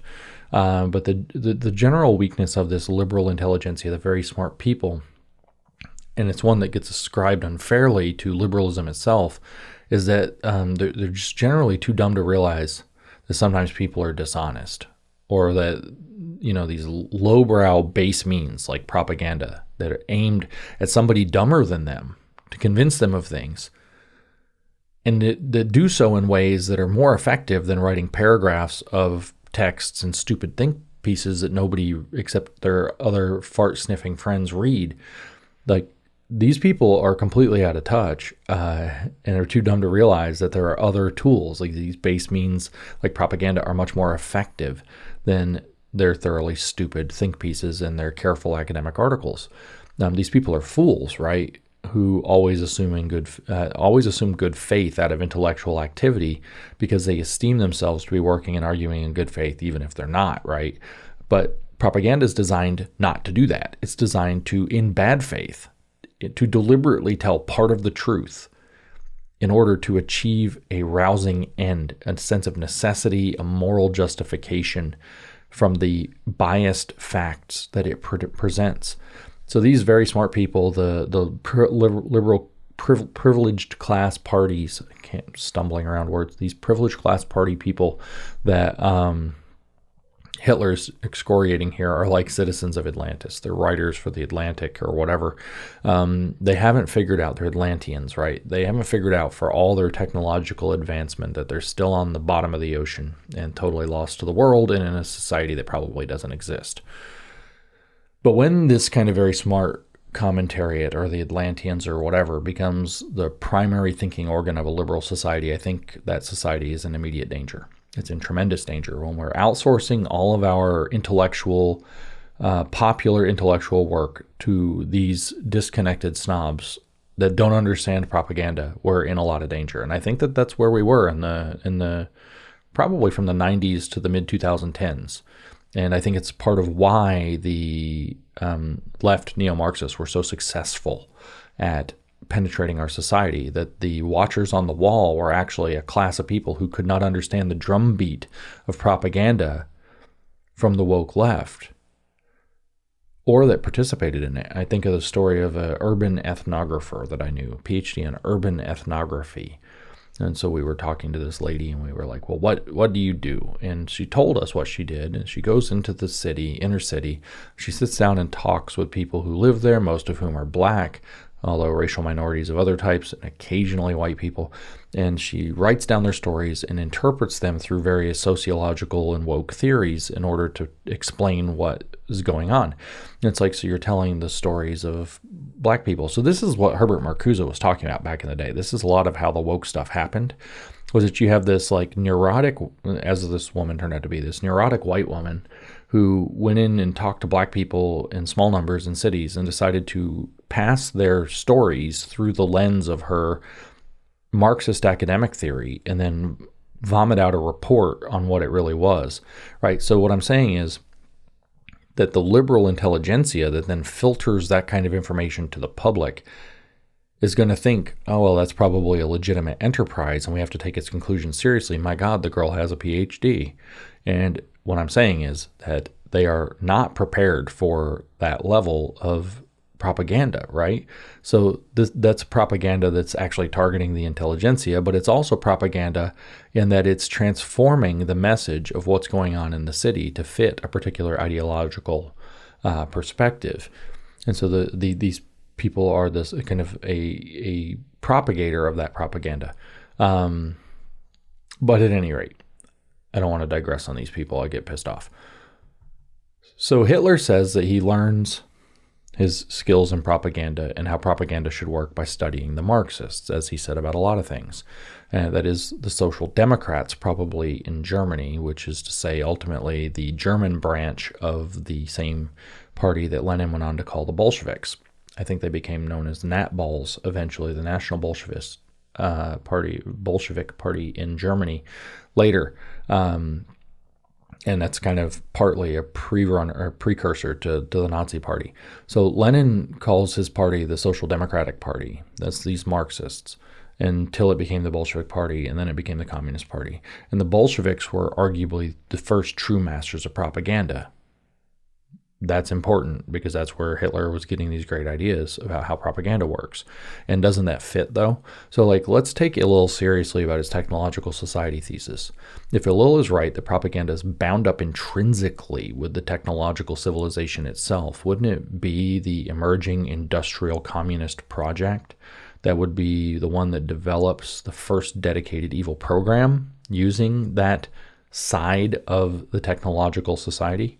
Of course it would, right? So as industrial society is advancing, the Bolsheviks become the vanguard of this, and they realize that propaganda is, if Ellul's thesis is right, they realize that propaganda is the vehicle of their more advanced society, and they push this propaganda very vigorously, and not notably, where it went is notable, I should say. We can't ignore the fact that the Bolsheviks primarily propagandized peasants who were not ready at all for the just being lied to. Bread and land for everybody. Bread and land for everybody. And they were the first true masters of propaganda. If you read many of Lenin's writings, What is to be Done from 1902, The State and Revolution from 1917, some of the other stuff, he's talking constantly about the need to send agitation and propaganda out into the world. There was other propaganda before that. It's worth mentioning in the context of some of the other things I brought up. There were pamphlet and leaflet campaigns, of course. We see that in virtually every war since the printing press. We know that British intelligence operations have been running. We know that, the East India Company, the British East India Company was definitely running kind of propaganda to be able to pull off what it was doing, and it was mixing with advertising. Probably the most infamous piece of propaganda that we should mention is the Tsar, before the Bolsheviks took over Russia. The Tsarist regime in the late 1800s published a book called The Protocols of the Elders of Zion, which was a piece of deliberate propaganda produced to displace blame onto the Jews and to create a scapegoat out of the Jews for the schemes that the Tsar was trying to pull off. And to this day, people believe the Protocols are a legitimate book, no matter how many times it gets disproven that it's fake, that it was a propaganda piece put together by the Russian Tsar in order to use Jews as a scapegoat to get around and do whatever political things he wanted to do. But so there were other pieces of propaganda. But what I'm trying to say about the Bolsheviks is that they were, I think, the people who really systematized, studied, and mastered propaganda for the first time. Now, Lenin gives a lot of credit to Engels and to Marx for talking about the need for agitation and propaganda, but I don't think it was ever organized into a sophisticated system of political warfare as an art until the Bolsheviks really developed it. And so my claim here is basically that this bounced back and forth. The Bolsheviks developed this tool to a high art. The Nazis took it to a level that had never been seen before. And then the subsequent communists, including the Chinese, the Maoist Chinese, took it to levels even beyond that. And it's refined ever since. And like I said, Ellul steps in the late 60s and in 1970-ish, I forgot what year exactly his book was published, and gives a pretty definitive statement on it, taking into account the developments in broadcasting. It would be amazing to take a look at what it looks like to talk about propaganda now with the social media environment. But I'm going to go backwards a little bit here. Lenin in What is to be Done, 1902, pushes the idea of agitation and propaganda being disseminated. One of the mistakes, he says, is that it's not that you only target certain people. He says, no, it has to be targeting every single class in society. He reiterates that point in The State and Revolution in 1917, right as they're about to take power. And it's not just propaganda.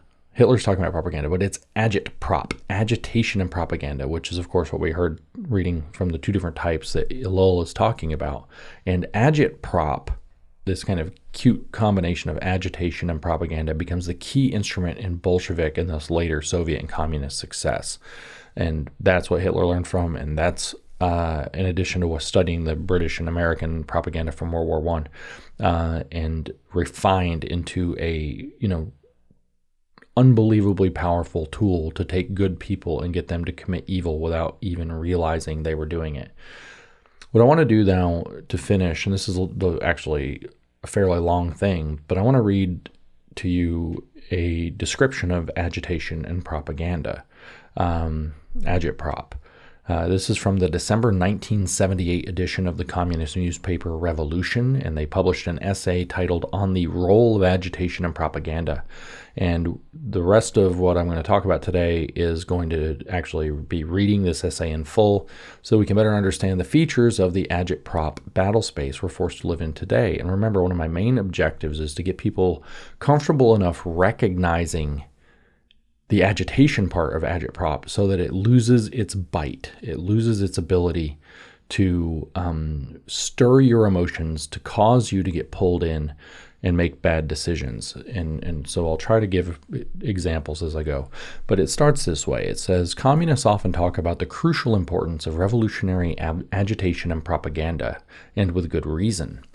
Together, agitation and propaganda are a mighty and indispensable weapon in the party's revolutionary arsenal. How else but with vivid, compelling agitation as well as propaganda can the hatred which is provoked by daily life under capitalism be further aroused and sharpened against the bourgeoisie? Now remember, that's exactly what Jacques Ellul said the point is of propaganda, right? It operates, with limited truth and all this, but its aim is not to change opinions. Much more importantly, it aims to intensify existing trends, to sharpen and focus them, and above all, lead men to action. That's what Ellul said about propaganda. And that's what we hear here, repeated. How else but with vivid, compelling agitation as well as propaganda can the hatred which is provoked by daily life under capitalism be further aroused and sharpened against the bourgeoisie? How else but by agitation and propaganda can the word, the sparks, and the lessons of struggles waged by now one, now another section of the masses be spread nationwide? How else can class struggle be waged in the crucial arena of public opinion against the ruling class, whose ideas are also the ruling ideas in society, and who spend millions and millions of dollars yearly to produce a deluge of their own agitation and propaganda, spreading confusion, defeatism, and reaction. So I just want to indicate to you that what we live in is a bunch of people doing that all the time. And I want to point out to you that is the basically mythology of everything woke left, woke right, same mythology. For the woke left, we could take critical race theory, for example. And in critical race theory, there is this broad systemic power dynamic called white supremacy that develops a systemic racism that excludes racial minorities, especially blacks, from full participation in society, that tries to spread confusion, defeatism, and reaction, and right? Okay. So there's a ruling class, and it's putting out its own propaganda to uphold, they call it ideology, white supremacy, in order to uphold its cultural hegemony, yada, yada, yada. We could do it with queer theory, just the same. There's this concept of normativity that's tied to normalcy and legitimacy, and that's used to make sure that there is a ruling group in society that excludes the queers. We could do this with Marxism classically, that the bourgeoisie itself, that's what we're reading about here, the bourgeoisie itself, the capitalist class, is maintaining its own existence by excluding the proletariats. We could do this with the woke right, who have put forth their concept of the post-war consensus, which is a systemic power dynamic that's designed to exclude true conservatives and heritage Americans from their rightful standing in the conversation in society. Same, right? So how else, other than propaganda, are they supposed to overcome that? That's the question that's being asked. So you should expect that you would see the woke left engaging in massive propaganda for CRT purposes, for queer theory purposes, for Marxist purposes. You would expect that the woke right is going to engage in massive propaganda against the pillars that hold up what they call the post-war liberal consensus, so that they can collapse it and that they can take power as it comes down. Right? It's the same idea. How else can class struggle be waged in the crucial arena of public opinion against the ruling class, against the white supremacists, against the heteronormativists, against the bourgeoisie, against the capitalist, against the Israelis against the post-war liberal consensus and the neocons that run it. Same. Is there any way other than communist agitation and propaganda, they write, to arm the masses themselves with the science of revolution and the party's line, like believing in the post-war consensus, so that they can take it up and wage conscious struggle for revolution? And in what other way can the influence of the party, its views, its presence be spread so openly, broadly, and consistently among the masses as by agitation and propaganda in all its forms, spoken and written, but particularly in newspapers? As Stalin put it, quote, "A whole generation of the revolutionary proletariat was reared by Pravda," a mass communist paper. Or looking at this country in recent years, this is 1978 again, can we forget the influence of the tens of thousands of copies of the Black Panther paper sold each week in each of many major cities at a time when the Panther stood for violent revolution in the minds of millions? Okay, so this was written in 1978. I'm going to say that the newspaper is not the main way. I'm going to say that a phenomenon called micro-blogging and micro-vlogging, in other words, social media posts and TikTok videos, is the primary way by which this is done now. So if you don't know, when Twitter was first created some almost 2 decades ago, what it pitched itself to be was a micro-blog. So your posts on Twitter are blog posts, believe it or not. Each one is a blog post. And I think that this is the primary mechanism by which we have written material disseminated right now in the propaganda sphere, although people do write articles still and sometimes books. And then in the video and audio podcast space, TikTok and TikTok style shorts are by far the biggest form of video material produced, and particularly propaganda material produced, just to kind of update that. So newspapers, of course, are small and cheap, and these outlets are also small and cheap. He says that, in fact, it is impossible to conceive of the party itself and the revolutionary stamp it aims to put on all its work without the glue of agitation and propaganda unifying and giving all-around revolutionary character to all its work. With all this in mind, it is possible to see why Lenin described, quote, "systematic all-round propaganda and agitation consistent in principle," end quote, as the, quote, "chief and permanent task of communists." And that comes from Where to Begin.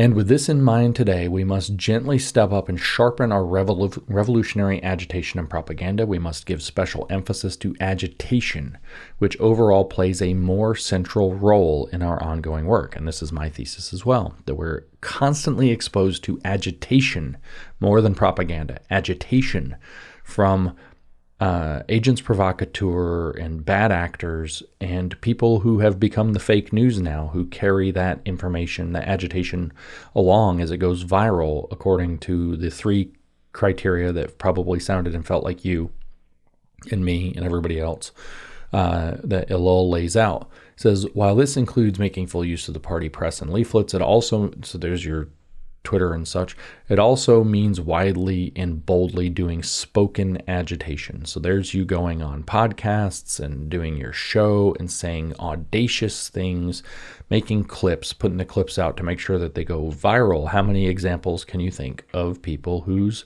bread and butter is that? And I'm not talking about that that's what they do. I'm talking about that they are making wide, bold, spoken agitation claims. Agitation, remember, as we're going to hear, is about inflaming your emotions to drive you to action. He says, for agitation lends itself especially to the spoken word. But what is agitation? I would say, and to the video now. But what is agitation, and just what role does it play? So, section, what is agitation? And he says, agitation, whether spoken or written, generally focuses on one event and one contradiction and seeks to make a single idea powerfully clear to broad numbers of people. It is like a sharp knife seeking to expose and make raw a glaring contradiction and draw blood around it. An agitator focusing, say, on the U.S. government's support for the Shah of Iran under the banner of bringing democracy to that country would focus on the democracy the Shah is bringing to the people by shooting them down in the street, and would bring out the class content of this imperialist democracy. So you're going to use a very graphic kind of display or image to make a political point from your perspective. Or, in an example cited by Lenin, pointing to the death by starvation of an unemployed worker's family, an agitator would seek to show, quote, the senselessness of the contradiction between the increase of wealth and the increase of poverty, and he will strive to rouse discontent and indignation among the masses against this crying injustice. And that comes from What Is to Be Done.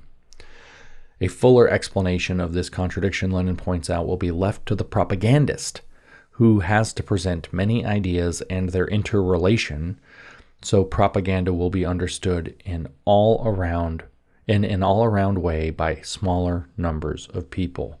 Okay, so the goal of agitation is now to reach very large numbers of people. It is not to explain the event to a small number of people, but is to rouse an emotional reaction.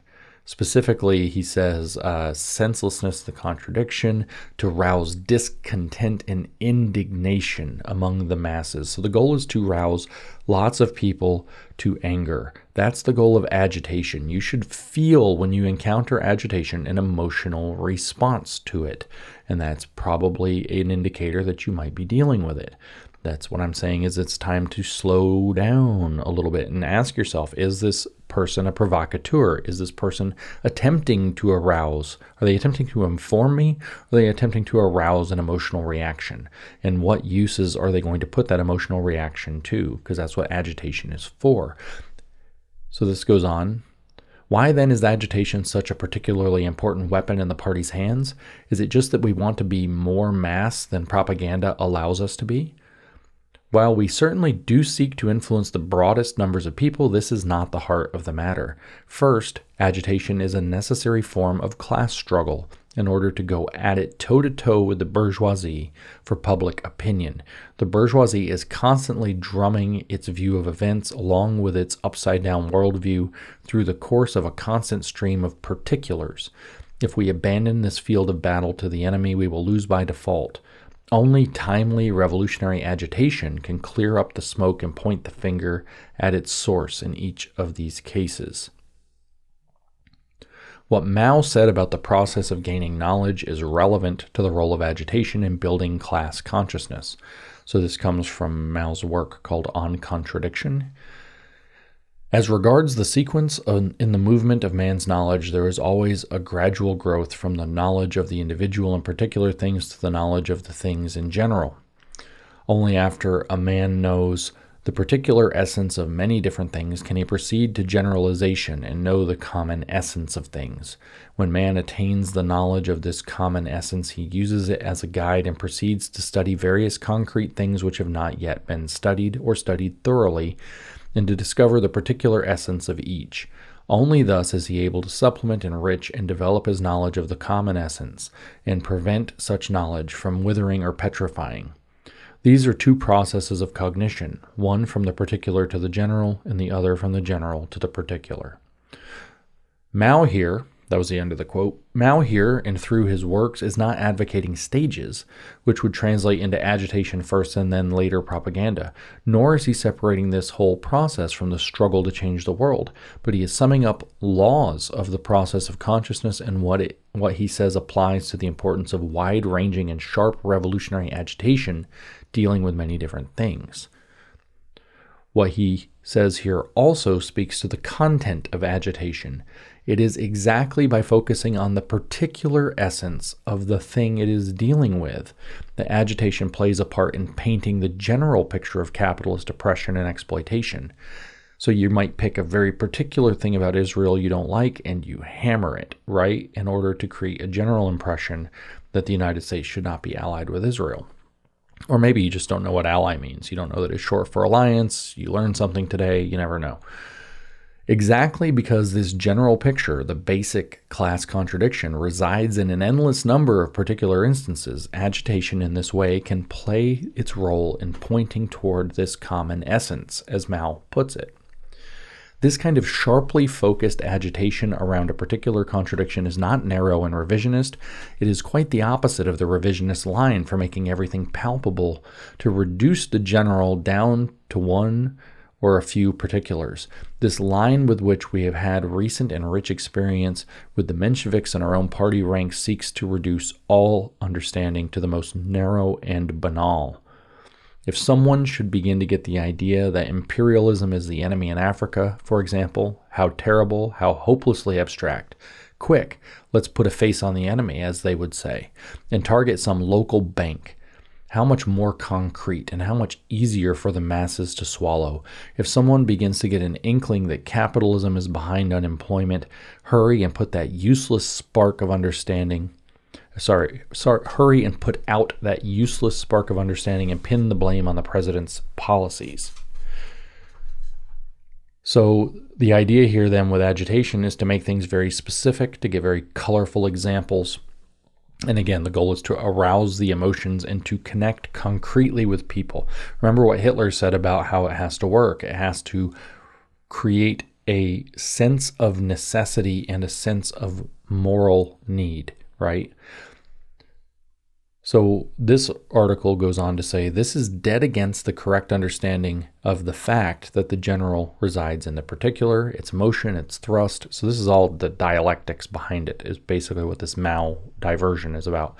Its motion, its thrust is headlong in the opposite direction. Real agitation, by dealing with the particularity of contradiction, seeks to point forward to the broader picture. Its aim is not to leave things at the level of the particular. As Lenin put it, quote, we must make it our concern to direct the thoughts of those who are dissatisfied only with conditions at the university or in the Zemstvo, town council, etc., to the idea that the entire political system is worthless, end quote. And that's from What Is to Be Done. So let me give you another example from the woke right, although we could use the woke left. It'd be really easy. The woke left, here's your example. Everything that you've ever heard of is racist. When they say X is racist, the sky is racist, weather is racist, food is racist, whatever is racist, everything is racist, the bank is racist, everything is racist, writing is racist, reading is racist, podcasts are racist, guitars are racist, everything is racist. They're picking particulars and attaching the concept of racism to it. Why? Because when you've seen a few examples, you start to believe the whole society is racist. Now let's look at a woke right example. Right? You could start to say that everything, for the far kind of extreme, everything is Jewish power this, Jewish power that. The Jews probably funded, the Muslims to come out and make themselves look bad, or, whatever. And so you have the exact same kind of dynamic possible to go on there. So you give example after example after example in this kind of extreme one, like those posters they post where they show all these different people, some of whom aren't even Jewish, who work in different things, where they bring up and they say, well, look at this guy with the pornography and he was Jewish, and look at this guy and he was Jewish, and look at the critical theorists and they were Jewish, and wasn't Marx Jewish, and weren't they Jewish and Jewish and Jewish? So that is this idea of using agitation. That's a key example of exactly what Lenin is talking about here. And it could have been racist, and here it's Jewish. That's a freaking great example, right? Or you could focus on every instance that you can find in which, say, white people get disenfranchised by DEI policy and affirmative action, and start characterizing it as deliberate anti-white racism. Now, is it racist against white people? Yes, it is. Yes, it is. It's still discriminatory against white people based on their immutable characteristic of whiteness or whatever, and their skin color. Yes, it is. But the point of CRT, the point of DEI, and the point of affirmative action were not to do racism against a particular group. It is to advance Marxist aims. As a matter of fact, DEI, CRT are located, as I did a podcast about recently, in the Korenizatsia program from Soviet Union, And its goal under it, the Korenizacja means putting down roots. It's basically DEI, or the inclusion portion. Well, one of its sub-programs or objectives was called Raznobratia in Russian. If I say it right, I don't know. Raznobratia refers to diversity. In fact, it is the word for diversity. And the way that Lenin explained it is that you get unity in form. Unity in content through diversity in form. And that's exactly the way CRT works, right? It doesn't really matter what color you are. It's like 75% of the CRT people and DEI people are white people. It doesn't matter what color you are, right? The point, and it doesn't matter if you're black, because if you're Larry Elder, you don't count. If you're Dave Chappelle, you don't count. If you're any black person who stood up against any part of any of the leftist stuff, you don't count. You're somehow a racist too. You have internalized racism or whatever. So it wasn't really about skin color. It was about creating unity in thought through the excuse of diversity in form. So you're going to find literally token minorities to bring in who all think exactly the same way, so that then you can say we're meeting these diversity quotas, but what you're really doing is using it as an excuse to bring in commissars, which is what we've been explaining all along.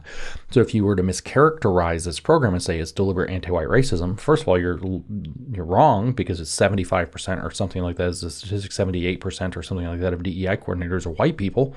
It's not that. It is ideological discrimination that's using the skin color as a proxy. So it's happening, but it's not the intention. It's not the purpose. But you could start to point out anti-white, anti-white, anti-white, anti-white, anti-white, anti-white, anti-white. He's a Jew. He's a Jew. He's a Jew. He's a Jew. He's a Jew. This is racist. That's racist. This is racist. This is racist. How water upholds cisnormativity. Blah, blah, blah, blah, blah. You can just see it's the same pattern over and over again. And what we're actually dealing with here is what Lenin's describing as agitation, and what this article is describing as agitation. Why? Because the point is that you point out something at the level of the particular that elicits a response, but its aim is not to leave the thing at the level of the particular. Because you're going to sit there and think, wow, there are a lot of Jews doing bad things. Or, wow, a lot of stuff really does have racial bias built into it. Or, wow, maybe there really is a cis heteronormative structure that doesn't like queers. And wow, maybe it's true that there's anti-white racism, is what they've really been doing to us because they hate white people. And you start to get, if you're a white guy who's been discriminated against or knows somebody who has been, that's probably going to elicit your emotional response and this need, and you're going to be angry. And that's the point of the agitation. So the point of my podcast is, do you understand how agitation works as a part of Agitprop? And the CRT lesson that you have to go take in diversity training is the propaganda part, right? That's where they try to integrate you into a new set of norms. The agitation part is to create the emotional reaction that triggers you to think differently. And it's done through particulars, as Lenin put it, that point toward the entirety of the system being corrupt. Going on with the article, still, this does not negate, but in fact emphasizes the importance of dealing with the particularity of contradiction. It is through repeated digging into many different particulars. Like I said, every single thing is racist. Every single thing that happens to white people is somehow anti-white racism. And on and on and on, right? It's looking at another Jew, another Jew, another Jew, right? It is through repeatedly digging into many different particulars that agitation plays its important role in indicating the bigger picture, which, by the way, is not the bigger picture of truth. It is the bigger picture. Remember what Hitler said. It is the bigger picture you are trying to paint. It is the advertising poster you are trying to create to get people to come into your ideology, and that's how you judge whether or not it's successful. This is true, for example, it says, of our party's worker newspapers, which combine local news with a central news service. Although they contain important propaganda articles, they consist mainly of agitation. Each issue should present an overall picture of our society and indicate the need for proletarian revolution to overthrow the present order and establish socialism. But this picture should emerge from a whole series of articles that concentrate powerfully on one central point and drive it home. This, in fact, will be far more effective in presenting this overall picture than if each article attempted to cover many points and make in general the overall points about capitalism and the need to overthrow it. Such a paper would contain many words, but say very little. This point about the general in particular also speaks to the principle behind an important statement made by Lenin on exposures, which are mainly in the form of agitation. In What is to be Done, Lenin points out that in order to develop class consciousness, workers must gain a clear picture of the nature of the system and the different classes in society, and this, quote, cannot be obtained from any book. It can only be obtained from living examples and from exposures so lived experience, and exposures that follow close upon what is going on about us at a given moment. Remember when Paulo Freire talks about, as I've covered in many podcasts and stuff before, talks about how you have to have the examples have to be concrete. You have to draw from the concrete experience, lived experience of the people that you're trying to awaken to a critical consciousness. Lenin goes on, so I have to reread that. It can be obtained only from living examples and from exposures that follow close upon what is going on about us in any given moment, upon what is being discussed in whispers perhaps by each one in his own way, upon what finds expression in such and such events, in such and such statistics, and in such court sentences, etc., etc. These comprehensive political exposures are an essential and fundamental condition for training the masses in revolutionary activity. And in this same section, in brackets, Lenin also says, in no way except by means of such exposures can the masses be trained in political consciousness and in revolutionary activity. These statements, the newspaper says, clearly speak to the central importance of timely and sharp agitation. It is not enough to explain to the masses that they are oppressed or that their interests are antagonistic to the capitalists. As Lenin puts it, quote, agitation must be conducted with regard to every concrete example of this oppression. That comes from What is to be Done. This is racist. That is racist. Everything is anti-white. Everything is anti-white. Everything is a Jew. You got the idea, right? While propaganda plays a genuinely important role, in such general explanations, especially when tagged onto basically reformist work and when done in a sterile, stereotyped way, play an important role only in dulling our agitation and boring the readers or listeners. That's harsh. If we carry out our work around capitalism, socialism, and communism in this kind of bookish, stilted, simplistic way, sounds like Hitler, it will often seem to people that we talk too much about politics and we will not really have broken with reformism. But if we carry out the kind of all-around political work and agitation Lenin calls for, and in this context also conduct scientific propaganda, then people will not be able to get enough of such politics.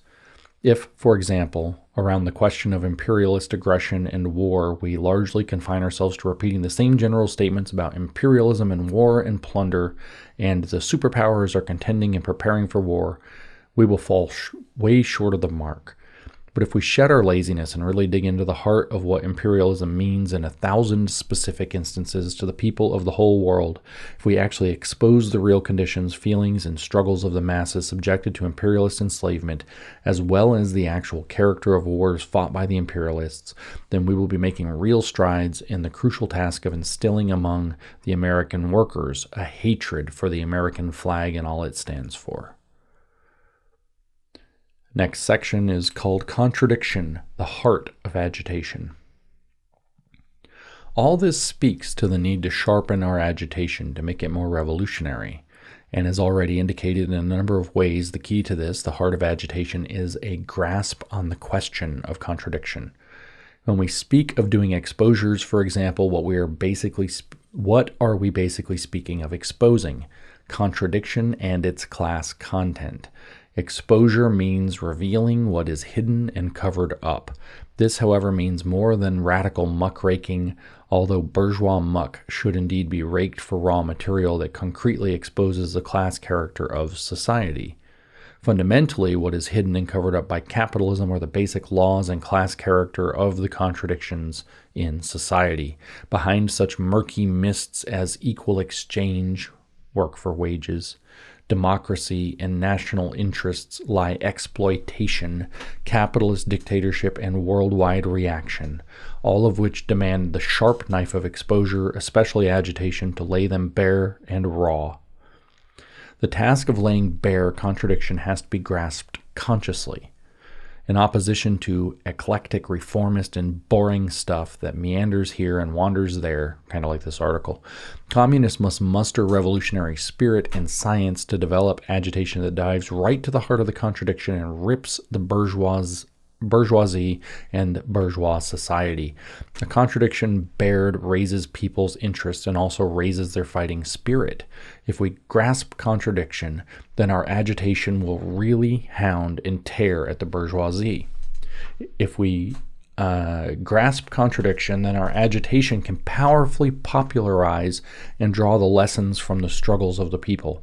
And since humor, even as any good bourgeois comedian knows, is based on contradiction and contrast, then we can even wield this weapon. Turns out, no, they can't. And what would be so bad about that? It is not required that the communists be dull and humorless. No law, nothing in Marxism, Leninism, Mao Zedong thought mandates it. Let me actually take that back, what I said. Yes, they can. We can joke that they're not funny now, and then they're post-comedy era, but a lot of this crap got moved down the track by Jon Stewart, who was riotously funny. A lot of this stuff got moved down the track by the late night comedian guys who were riotously funny, and by stand-up comedians who were actually riotously funny. Critical theory done very well is often done through comedy. And so they can, but they have to actually be puncturing real power, right? And that's where it kind of matters as to whether or not when they became power, they lost their ability to be funny, which is a warning, by the way, for the new right that thinks they're so humorous and funny, right? You're not funny when you're powerful. Your jokes stop being funny really fast. So, yeah, you guys can meme today, but you're the ones trying to be in power now, so you're not going to be funny for long. We have this same idea, though, right? So the goal of agitation is to awaken the revolutionary spirit, and it's done through contradiction. It's done through showing that this isn't working, right? So the idea might be from the woke right perspective with the Jewish thing. You might say, well, you think that all these people that have been building out society are good people, but look at this. All these bad things happen, and they're all Jewish. There's a disproportionate number of Jewish people that are bad. So maybe the contradiction is you think Jewish people are good religious people, but look how many bad things are involved in. And by the way, have you read the Talmud? And now we're into the propaganda side that the agitation opened up to. See how that works? Same thing with the CRT. Oh, you think this is all great? But how does it make black people feel when XYZ? And now you've got the whole racial dynamic, and maybe you should read this tract by Robin DiAngelo and engage in some self-criticism. Same thing. So the idea is to pull up that contradiction. Yeah, we have a colorblind society where black people just can't make it because there must be something wrong with them. That's what literally Ibram Kendi's argument for why you should buy his snake oil. Going back to the article, to grasp contradiction and to wield the weapon of revolutionary agitation, then we have to discard what Mao says. Mao refers to as the, quote, formalist method, classifying things according to their external features instead of their internal relations. According to this method, a war of liberation and an imperialist war of aggression could be lumped together since both involve bloodshed. He then goes on to warn, quote, if one takes a conglomeration of concepts that are not internally related and arranges them into an article, speech, or report simply according to the external features of things, then one is juggling with concepts and may also lead others to indulge in the same sort of game, with the result that they do not use their brains to think over problems and probe into the essence of things, but are satisfied merely to list phenomena in A, B, C, D order. What is a problem? A problem is the contradiction in a thing. So there's actually this is kind of funny because, the destroying of the relevant context. I'm thinking right now of Ian Carroll, who earlier today, from when I'm recording this, put on Twitter something about how apparently Israel has more hostages than Hamas had, but what he's doing is counting war prisoners as hostages. So he's now mixed kind of two things together. What Mao's talking about here kind of relates to exactly that kind of agitation. That was agitation, right? Because you're like, what? I thought Israel was supposed to be the good guy in the war. They have hostages? They have hostages too? That was about the other hostages. And now you've agitated emotional state, right? So that was a piece of agitation propaganda put out by Ian Carroll. And so if we take a look at this, though, what Mao is saying is that you can't just say, you can't you can do what Ian did, but but he did it backwards. He did it in reverse. But the way that it works is he's like, you got to actually understand what the things. He's like, if the left does it, what he's literally arguing for, by the way, in this is repressive tolerance versus liberating tolerance. If the left does it, no, you have to understand, that's a war for liberation. That's what he was talking about. That's what he said, right? According to this method, a war of liberation and an imperialist war of aggression could be considered like they're the same thing. So what Ian did was kind of the opposite. He considered two different things, hostages and war prisoners, as the same thing. It can go either way. But the reason it works that way for Ian is because he's looking, as Mao would have it, into the inner essence of things. That Israel's the bad guy. That's the inner essence of things. And that's what needs to be exposed. So then you can take liberties with how you present the information so that it puts that point. Remember when Hitler said about propaganda that the point is that what you're going to do is you're going to promote a version of the facts, right? Aspects of the truth that tell a particular story. That's what Mao is saying here too, and that's what Ian Carroll did with the example that I'm giving. What he's saying is that when you understand what your overall political goal is, then you're going to tailor the way that you report information in order to match it, and that's how agitation is going to be produced. So what this article says is, but is it enough to simply pose the problem or state the contradiction? While this may suffice in some cases, generally to fully play its role, agitation requires more than this. Around a central contradiction, and a clear-cut stand, facts and analysis must be mustered, all to strengthen and drive home the central point. Agitation does not exclude analysis, because analysis means probing, investigating, and thus laying bare contradiction. It is not enough for an agitational article on a tax hike to leave it at the little man gets screwed. For one thing, this doesn't distinguish communists one whit from populists and common reformers. Remember, that's what I was just saying. You know who the good guys are, so everything has to be framed out in the name of the good guys. Just like Hitler said, is what you're going to do in war propaganda, is you're going to make sure that you always present in a completely biased way your own side as perfectly good. Not to mention, this article says, that a constant barrage of such stuff will leave a reader with a very bored and empty feeling. It is necessary to go deeper, to analyze the forces involved in producing and profiting from such an attack, and indicate the basic class relations and laws of society standing behind and underlying it. The revolutionary solution to this contradiction should be indicated too. Of course, agitation cannot do this in the same all-around way as propaganda and develop the relation of this particular case to imperialism, crisis, and the inevitability of socialist revolution. Mao spoke to this whole problem quite pointedly. Quote, "Some of our comrades love to write long articles with no substance, very much like the foot bindings of a slattern, long as well as smelly. Why must they write such long and empty articles? There can only be one explanation. They're determined the masses shall not read them. If long and empty articles are no good, are short and empty ones any better? They are no good either. We should forbid all empty talk. Above all, we need articles that have substance." That's the end of the quote.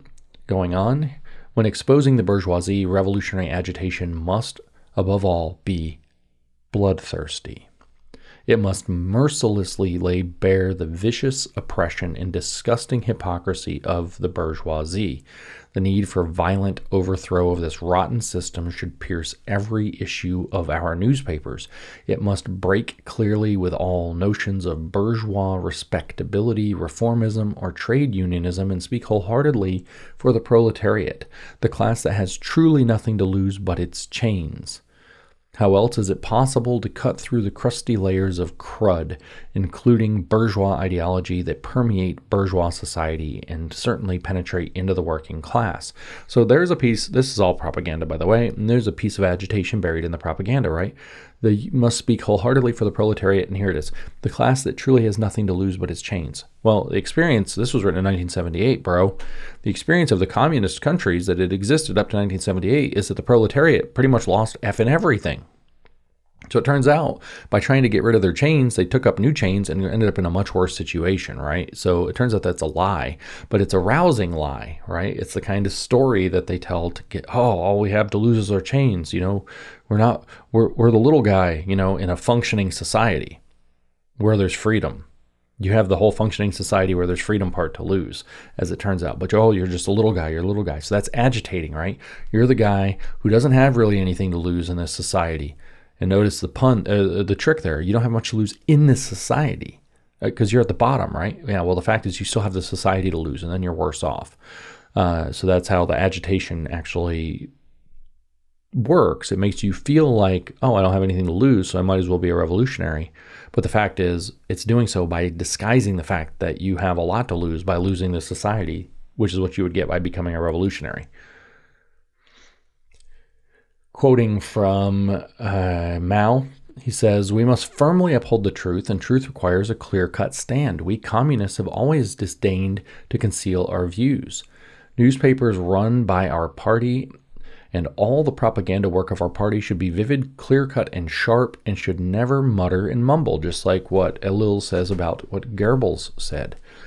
"That is the militant style proper to us, the revolutionary proletariat. Since we want to teach the people to know the truth and arouse them to fight for their own emancipation, we need this militant style. A blunt knife draws no blood." So he writes, the newspaper writes, "If agitation, and propaganda for that matter, do not start from this clear-cut stand, then they are worthless. When supposedly agitational articles wander about from point to point, qualifying themselves and equivocating, there's usually something wrong with the line as well as the style. And adding a few paragraphs about capitalism and socialism on to the end of an essentially trade unionist or reformist political article will not save it from being non-revolutionary. In fact, this is often a tip-off that the agitation didn't draw a bit of blood in the first place. Of course, taking a clear-cut stand means more than a militant posturing or just cursing the enemy. A pig can and should be called for the beast he is. But as an overall approach, this won't measure up. Mao also condemned writing that, quote, strikes a pose in order to intimidate people. Against the enemy, this tactic of intimidation is utterly useless, and with our own comrades, it can only do harm. That's end quote. So by digging into a contradiction, by taking a clear stand, agitation seeks to unite with the basic class feelings of the masses and raise them to a new and higher level. So agitate. In defining agitation, Lenin said it should rouse discontent. He did not say it should squelch it under a dry pretense of a scientific approach. Notice how similar this is to what Hitler said, right? Which is not at all the revolutionary science of Marxism, Leninism, Mao Zedong thought. Our agitation must aim to hone, sharpen, and intensify basic class anger by raising it to a higher class conscious level. So when you encounter information on the internet, much of what you're encountering is agitation that fits this description. What you are going to use as your kind of, thermometer to tell if you're dealing with something that's likely to be agitation is, does the agitation that you're reading aim to hone, sharpen, and intensify basic anger built around a class identity? Is it meant to make white people mad about their circumstances? Is it meant to make black people mad about their circumstances? Is it meant to make anybody mad about their circumstances? Is it meant to make Christians mad about their circumstances? Is it meant to make heritage Americans mad about their circumstances against immigrants? If it is, you should step back. You will encounter information that makes you mad. There is legitimate information out there that makes you mad. But you need to understand that you are in a propaganda-saturated environment. Agitprop is everywhere, especially on social media. And you might be encountering information that was deliberately tailored in a way, especially from large anonymous accounts that are very popular, that nobody knows why, and you don't know who run them. They might be run by bad actors, agents provocateur, or foreigners. When you encounter that, you need to slow down and you need to think, am I being roused to anger? Is there more to this story? You need to adopt the scientific mindset that is directly opposed to the point of propaganda, especially agitating propaganda. If it is aiming to hone, sharpen, and intensify basic class anger by raising it to a higher class conscious level, we need to band together as whites. We need to blame the Jews. You might want to slow down. Slow down. Here it says, but to do this requires being selective. Agitation must not focus on petty, but really typical and glaring evils. Agitation, so in other words, it's going to have to tap into things that really piss people off. Agitation, it is true, is mainly characterized by its broadness, its all-around character. Here we are speaking of agitation as a category, not any one example of agitation. As Lenin put it, quote, communism springs from positively every sphere of public life. In other words, there's a totalizing ideology that you can shoehorn everything into. Everything is racist, like we were talking about. And the light of agitation, it says, must be brought to bear on all these spheres. In keeping this with our party, in keeping with this, our party has formulated the policy of, quote, concentrated struggles and broad exposures. But in a sense, agitation must be concentrated too.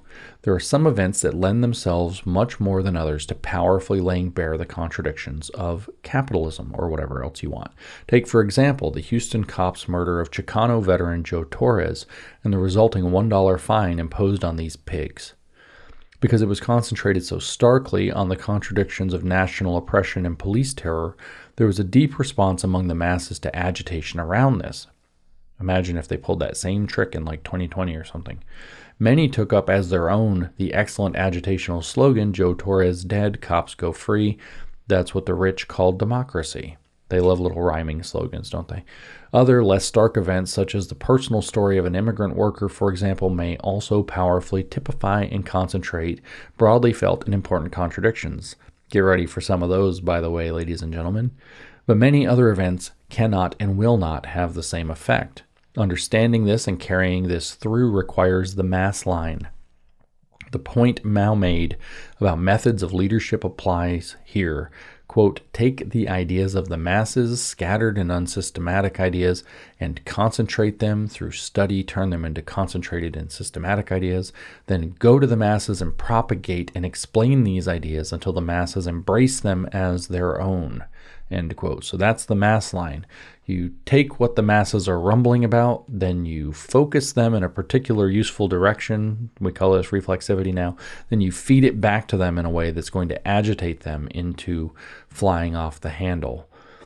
To realize its full power, agitation must have national scope. For agitation to play its full role, really sharp and typical cases must be selected, and some must be spread nationwide.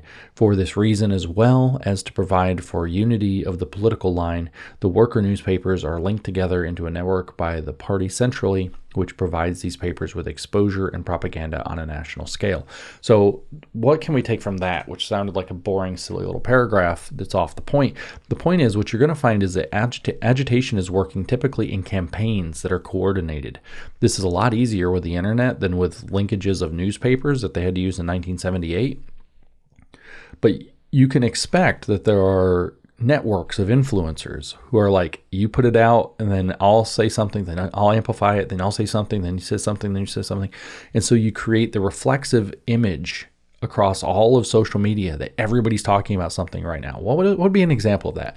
Remember that manufactured fake H-1B visa debate that happened on Christmas from a bunch of influencers who had never ever talked about H-1B visas in their entire lives and somehow made it the most important issue in the universe and a hugely divisive issue for MAGA that got blatantly co-opted by bad actors somewhere in the middle of it that were pushing it into profoundly racist directions and going way beyond trying to focus and to take beyond, to excite, to agitate beyond into anti-legal immigration stances. All of this, the propaganda that went with that.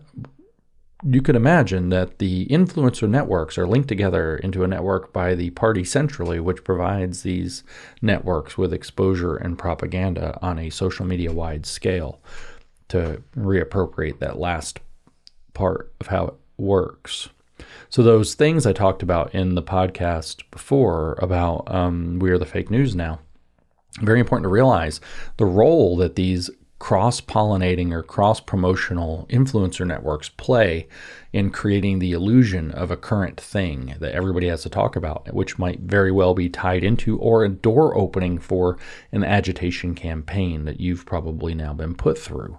Again, you live in a propaganda-rich or a propaganda-saturated battle space, and you have to understand how this works or you're going to get sucked into it. And remember, one of the characteristics of being sucked into it, being vulnerable to it, is the desire to put out your opinion on every single issue. Also being exposed to huge amounts of information that you can't independently verify, most of which you get secondhand. So agitation and mass action.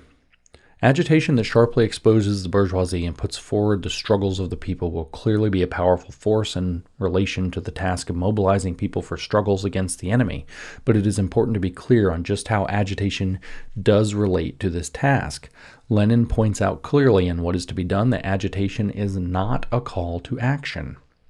This was in direct opposition to a narrow economist line that tried to reduce the tasks of communists to promoting struggles for immediate, palpable results.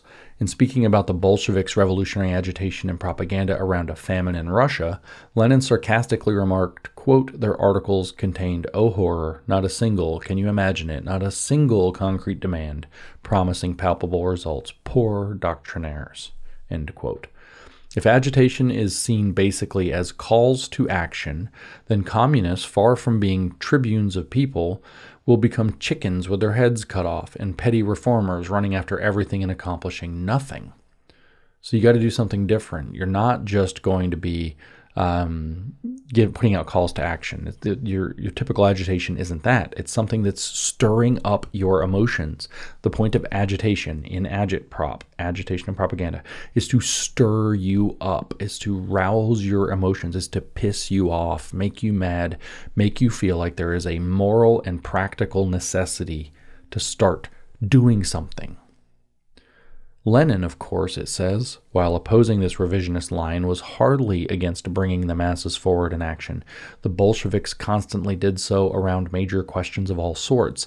Neither did Lenin fail to see the connection between agitation and bringing the masses forward in action. So there is a connection, and here's what he says in What is to be Done. Remember, that's 1902. That's very old. As for calling the masses to action, that will come of itself as soon as as energetic potential agitation, live and striking exposures come into play. See, the goal of agitation is to agitate you. And when you have enough energy built up, then they'll use propaganda and agitation to direct you. To catch some criminal red-handed is immediately to brand him publicly in all places is of itself far more effective than any number of calls. And Lenin also called for organizing, wide, striking, and rapid exposures of all the shameful outrages. When we do that, and we must and can do it, how many of our most popular accounts, by the way, are chronicles of rapid exposures of all the shameful outrages?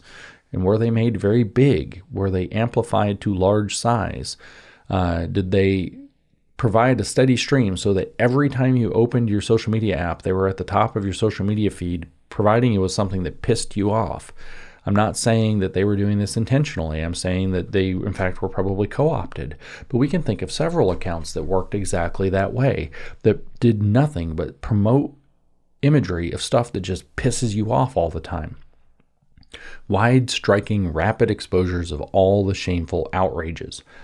When we do that, Lenin says, and we must and can do it, the most backwards worker will understand or will feel that the students and religious sects, the peasants and the authors are being abused and outraged by those same dark forces that are oppressing and crushing him at every step of his life, feeling that he himself will be filled with an irresistible desire to react.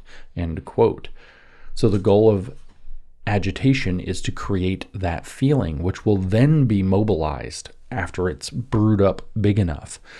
Of course, this does not mean that there will or should be a struggle around everything that is the subject of agitation. That is not there is not that kind of narrow one-to-one relation between agitation and action, but the overall effect of agitation will be a powerful force in compelling people to action, often around a new question or outrage which is completely unrelated to the specific things exposed before. You just need people worked up, and then at the right moment when a particular event occurs, you can direct them all in one particular direction. Get them worked up about COVID, about being locked down, get them worked up about racial disparities and all this unfairness. George Floyd dies, and now it's defund the police. See how that works? Of course, the party must seek to concentrate on promoting such major struggles, and its agitation must play a role in publicizing, popularizing, and organizing them. There is a role for calls to action, but they should not be confused with agitation, which occupies an overall more important place than such calls to action. Agitation, along with propaganda and struggle, are dialectically related. These people are true to their religion, guys. In fact, as with any unity of opposites, each aspect can be transformed into the other. Agitation can be transformed into struggle, and this is the case in many examples which do not start out as a big struggle but develop into one after being the subject of repeated sharp exposures. We could use the George Floyd example there too. One after another: Trayvon Martin, Michael Brown, Breonna Taylor, Ahmaud Arbery. Boom, George Floyd. Also, agitation itself can be a form of struggle. Lenin talks about how factory exposures, declarations of war of a sort, can greatly raise the morale of workers and even cause the owners to give in quickly to some demands, fearing worse consequences if they don't. He speaks of how, quote, political exposures in themselves serve as a powerful instrument for disintegrating the system we oppose. That's in What Is to Be Done. Struggles can also be transformed into agitation. Take the example of a picket line. Basically, it is a form of struggle, but it contains agitation, including slogans on the picket signs. Of course, the picket signs themselves can be transformed into a form of struggle when appropriately used to knock some scab or cop upside the head, and this in turn is a form of education for any fellow pigs and low-life scabs in the vicinity. The current struggle in Houston against police and national oppression is a recent example of the relation between agitation and struggle. Why did people erupt in the powerful rebellion around Cinco de Mayo? Fundamentally, it was a result of a police attack and the underlying hatred for the daily oppression of the Chicano people at the hands of the system. To fail to see this and that such rebellions will continue to take place independent of any conscious communist activity would be to depart from the basic materialist understanding that oppression breeds resistance. But from the point of view of advancing the struggle, it would be an even more serious error to fail to see the relation between such resistance and the ongoing work of communists. So the communists are going to co-opt any bad stuff that's going on, right? But not just the communists. All people who are working through agitation to create this are going to co-opt any bad thing that happens. So the woke right are going to wait until certain things happen, and then they're going to push their woke right theory into the space. Currently, they're in a phase of doing a lot of agitation. They want a lot of energy. Something will happen. What's the something? I don't know. You don't know. We don't know. Nobody knows. They don't know, probably.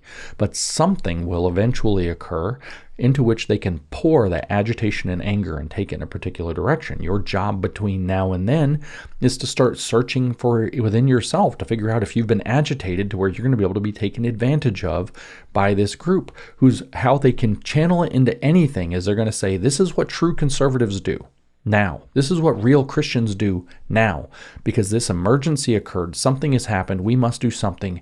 Everybody's had enough. We've all felt it. And this is what the real Christians and real conservatives are going to do. And everybody who isn't going with us on this isn't a real Christian or isn't a real conservative.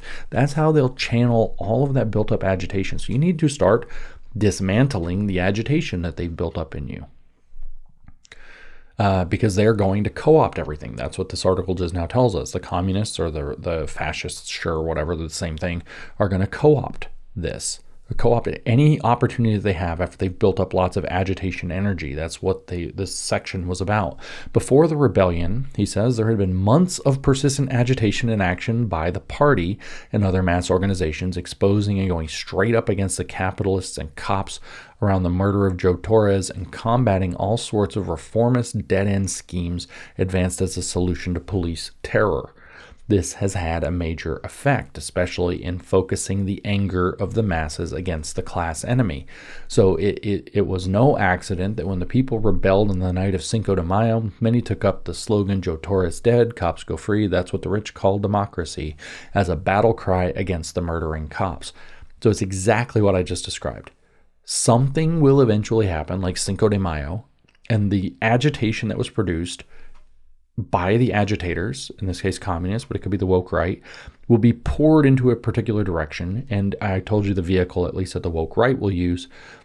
The woke left would say that you're not real progressives. You don't really support black people. You don't really think Black Lives Matter or whatever else unless you do X, Y, Z. Or you're participating in a trans genocide unless you do X, Y, Z. Next section, short, it's called Linked to the Masses. To really play this kind of role in concentrating the deep feelings of the masses and raising their class consciousness, agitation must be revolutionary and powerful. And the masses must feel it truly speaks for them. So true conservatives, true Christians, true racial justice warriors, whatever. This kind of agitation is impossible without applying the mass line and without knowing the masses, their experiences, their feelings, their language. In short, it is necessary to learn from the masses in order to educate them. Without this constant process, agitation will become sterile and stereotyped, learned from a formula instead of concentrated from real life. This is just like Paulo Freire's generative themes method. So you could imagine that you're an organization like Turning Point Faith, or that you're church network or whatever, and you're going to have some various grievances. So you can totally expect that Agitprop people are going to be listening, on the woke right, would be listening to what kinds of issues that you have. And their goal in their podcasts and their shows and whatever is going to be to speak into those and to agitate. In other words, to amplify. So it's like if you have a grievance and you're like 3 out of 10 annoyed by it and you're trying to figure out a solution, their job is to make sure you don't have solutions. We already just heard that. The proposed solutions are no good. And then to channel that energy from a 3 up to a 5. And then later from a 5 to a 6. And then from a 6 to an 8. And then to wait for an event and then channel and say everybody who's a real member of this or everybody who's a real Christian or whatever has to do X. And anybody else is a traitor against us. Look at this. This is an emergency. We have to do this. That's the vehicle. That's how this is all going to move.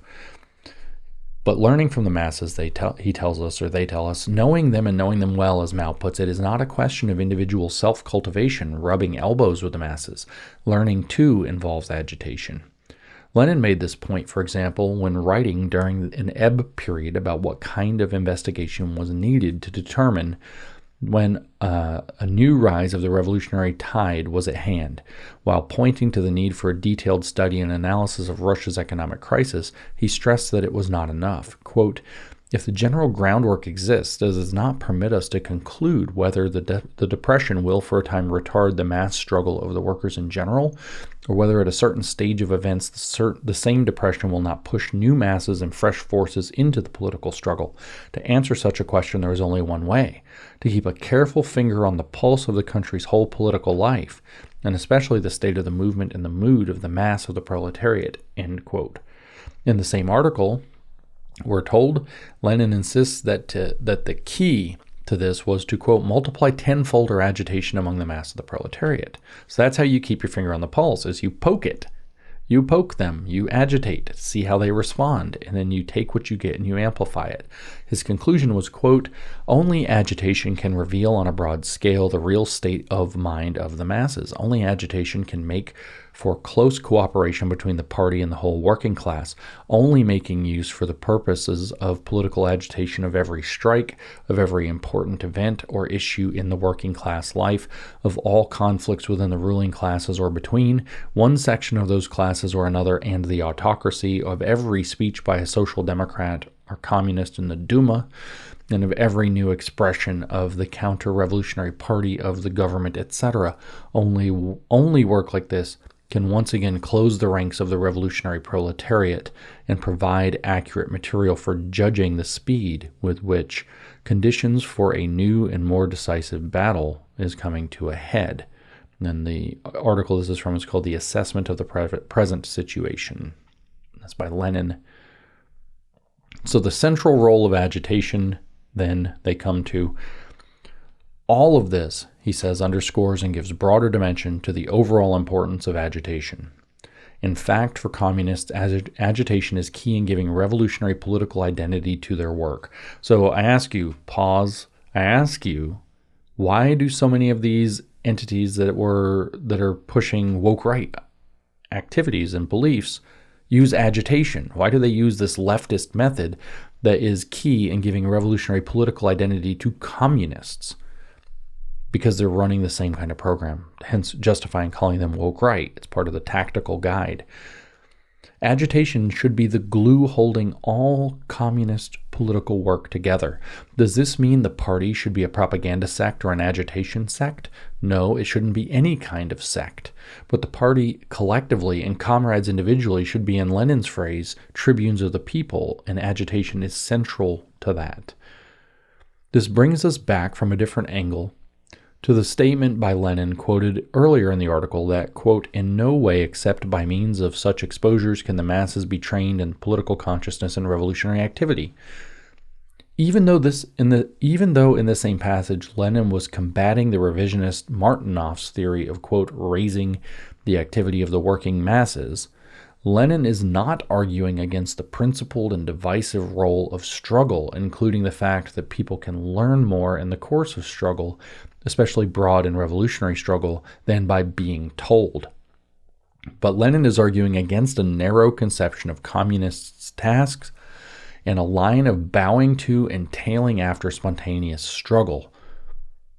People need their own experience, but their own experience, and even the most correct summation of their own experience, will never reveal to them what they need to know to make revolution.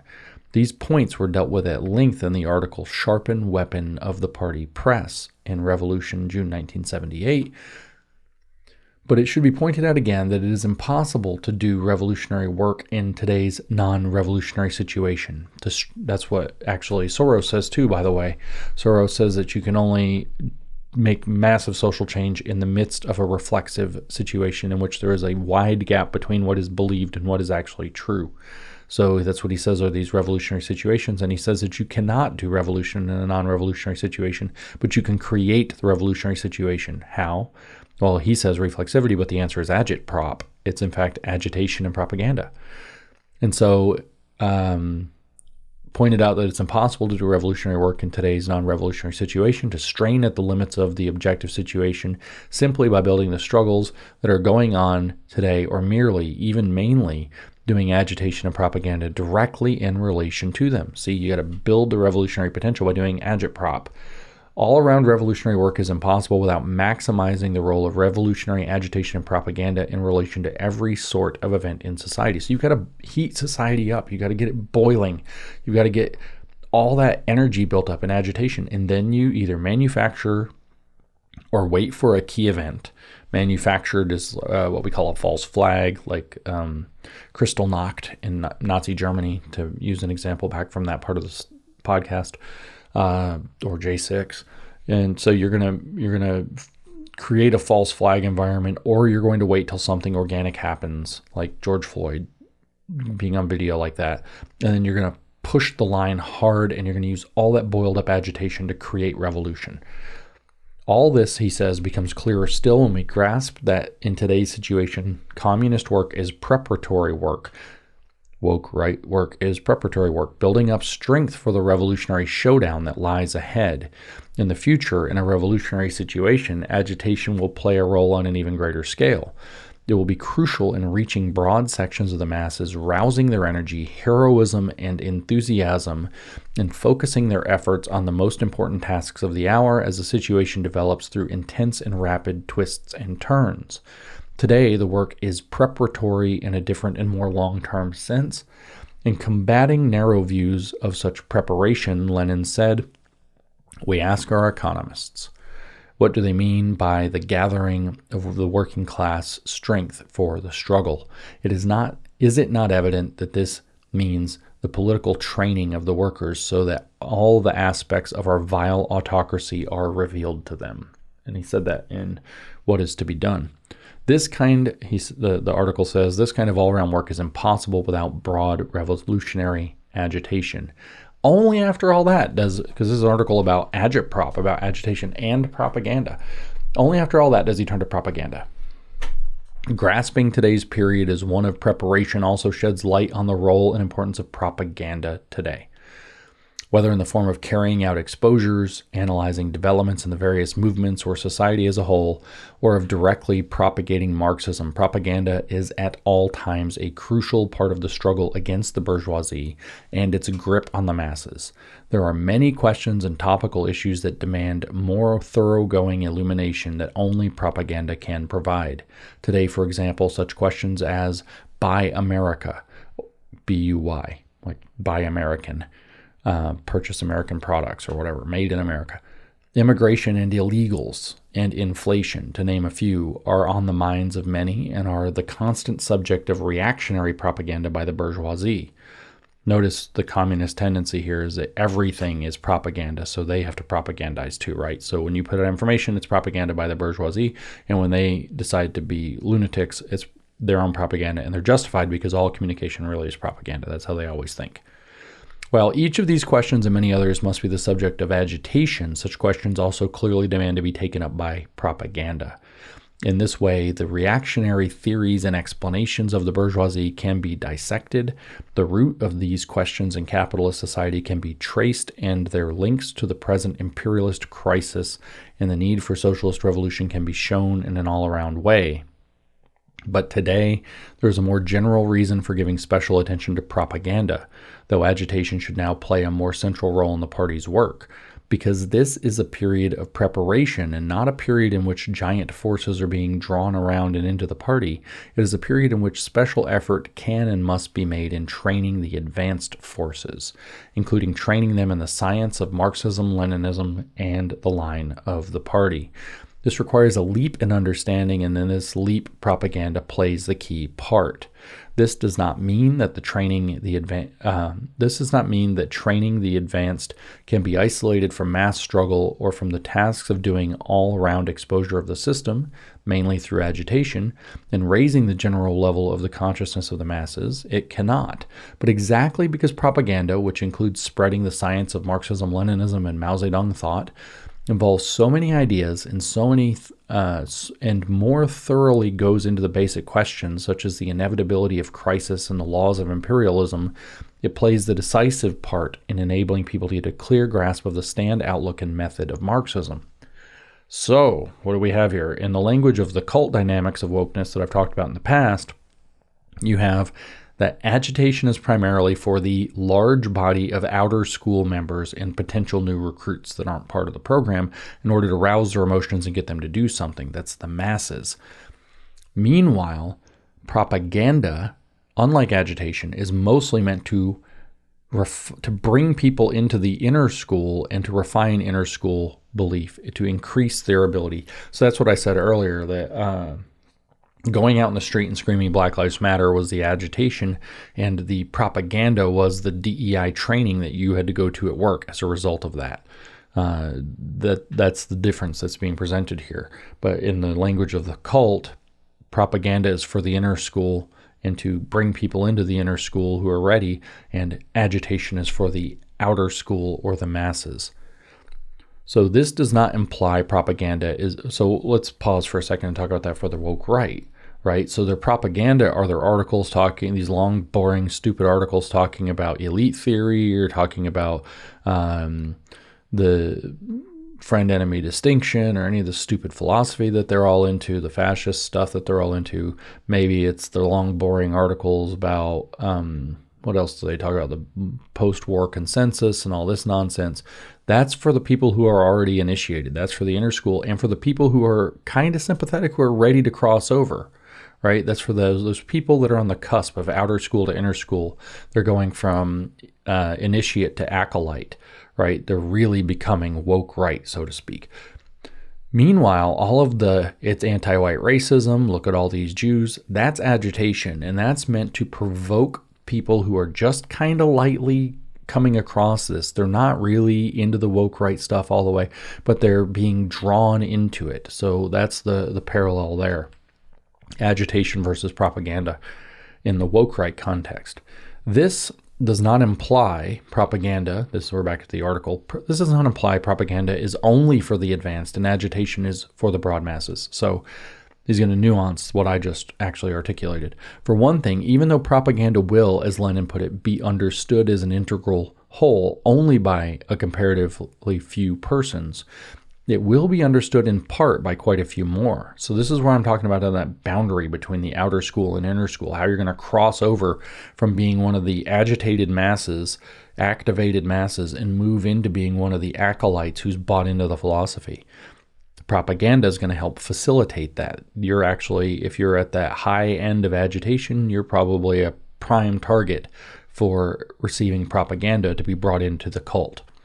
Propaganda and agitation, it says, must be closely linked, not falsely separated.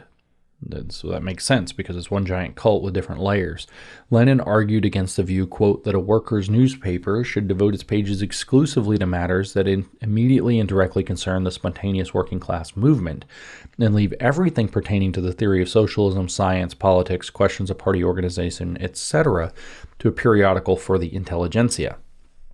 On the contrary, it is necessary to combine all the concrete facts and manifestations of the working class movement with the indicated questions. The light of theory must be cast upon every separate fact.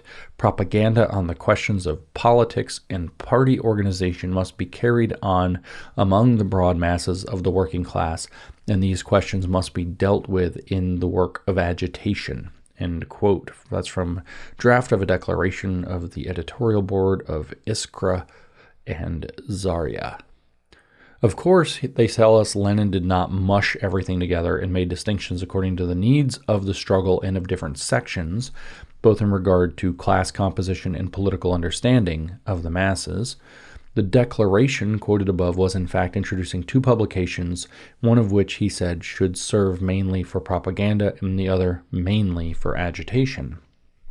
I think that my inner school, outer school thing makes it a lot more clear, especially that there must be a transitionary period where you go from being outer school, like you're caught up in it, but you haven't really like bought it all the way. You haven't tipped over. And then on the inner school, you're all the way in. You've committed to the theory, right?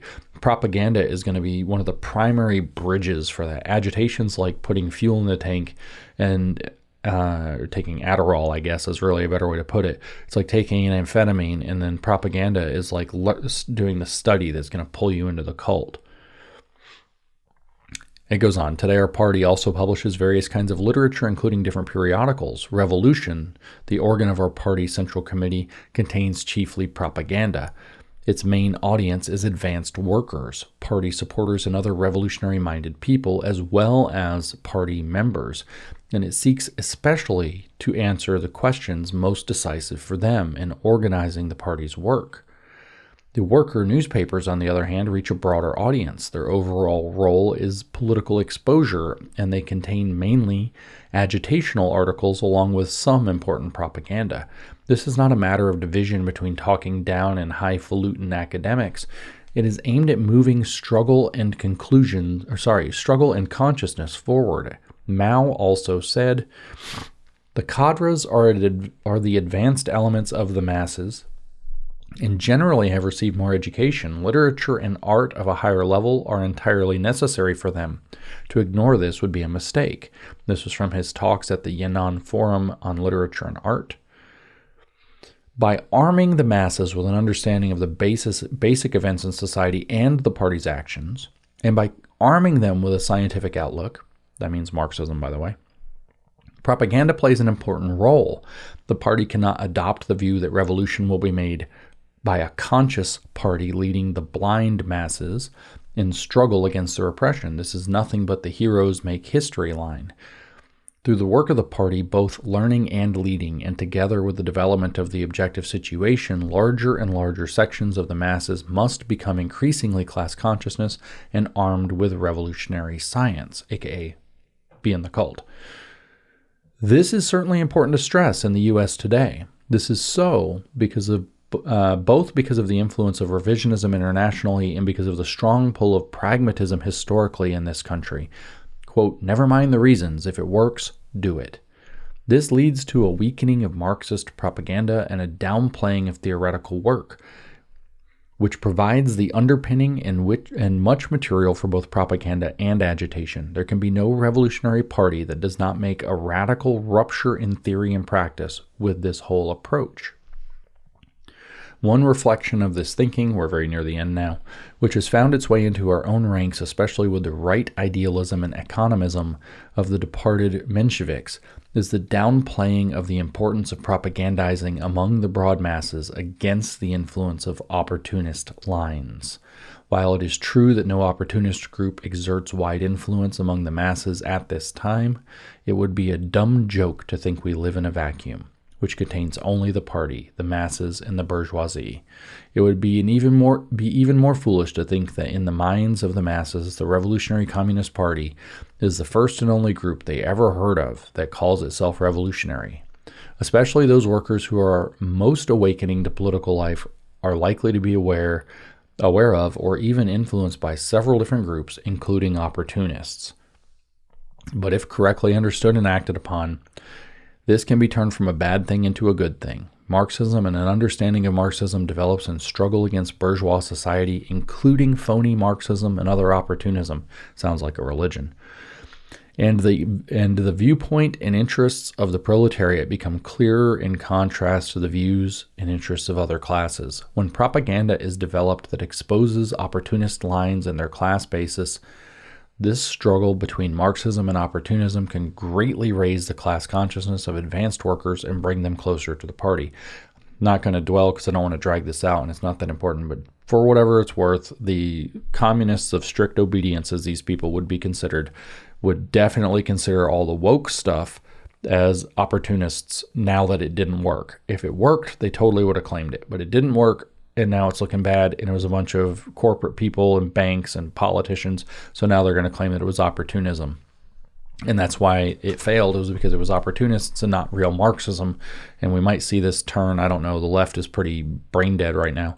But we might see this turn toward a more classically materialist Marxism coming from them. Not entirely clear.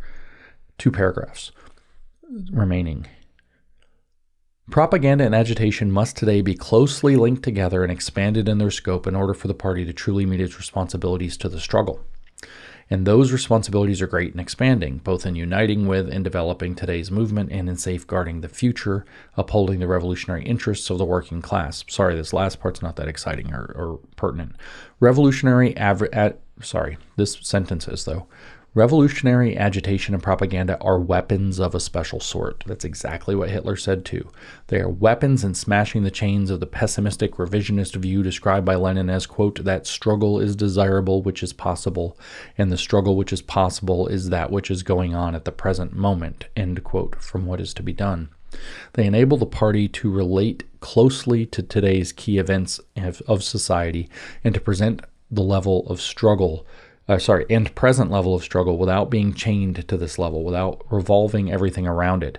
They are key in enabling the party to awaken, stimulate, and inspire the exploited and oppressed who are hungry for a new way out of this torment of capitalism.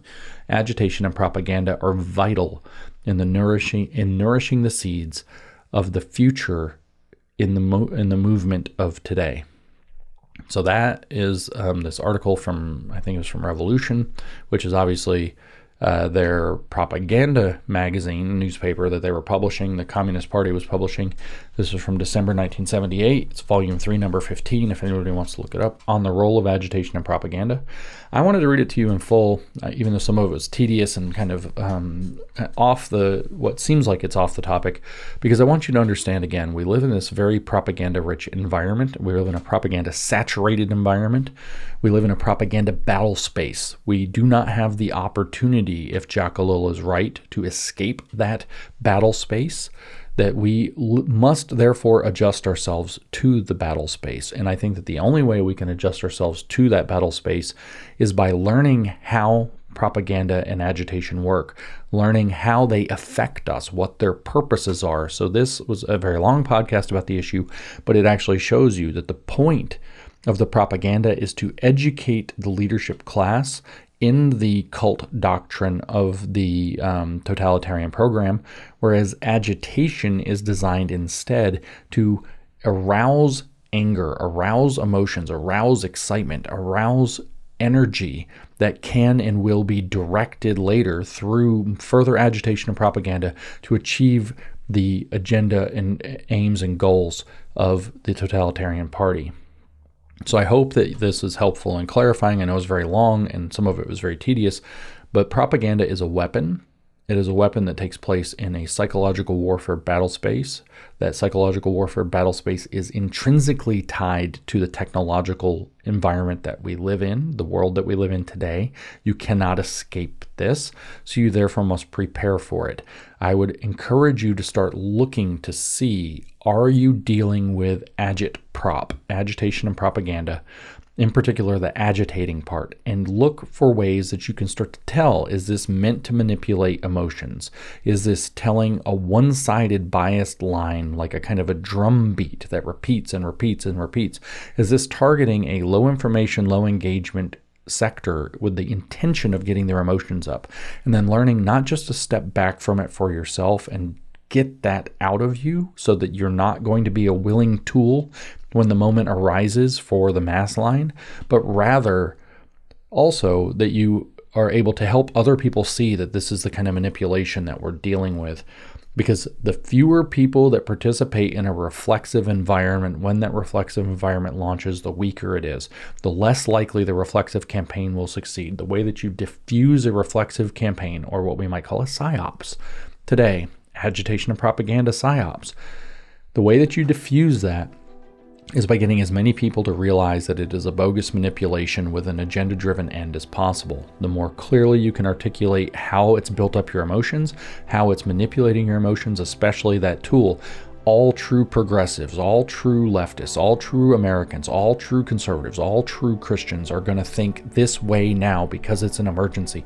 The more you can take away the emotional and the tribal impulse that pushes people into that channeling and that reflexive moment, the less likely their next agenda item, whether it's Trump derangement, whether it's COVID-19, or whether it's the ripping in half of MAGA through the woke right, the less likely that is to succeed. And so I hope that this has been really enlightening. It's been actually enlightening for me to go through all this in one long piece. I've been reading this stuff for weeks. So thank you for joining me, and I will bring you a shorter episode next time.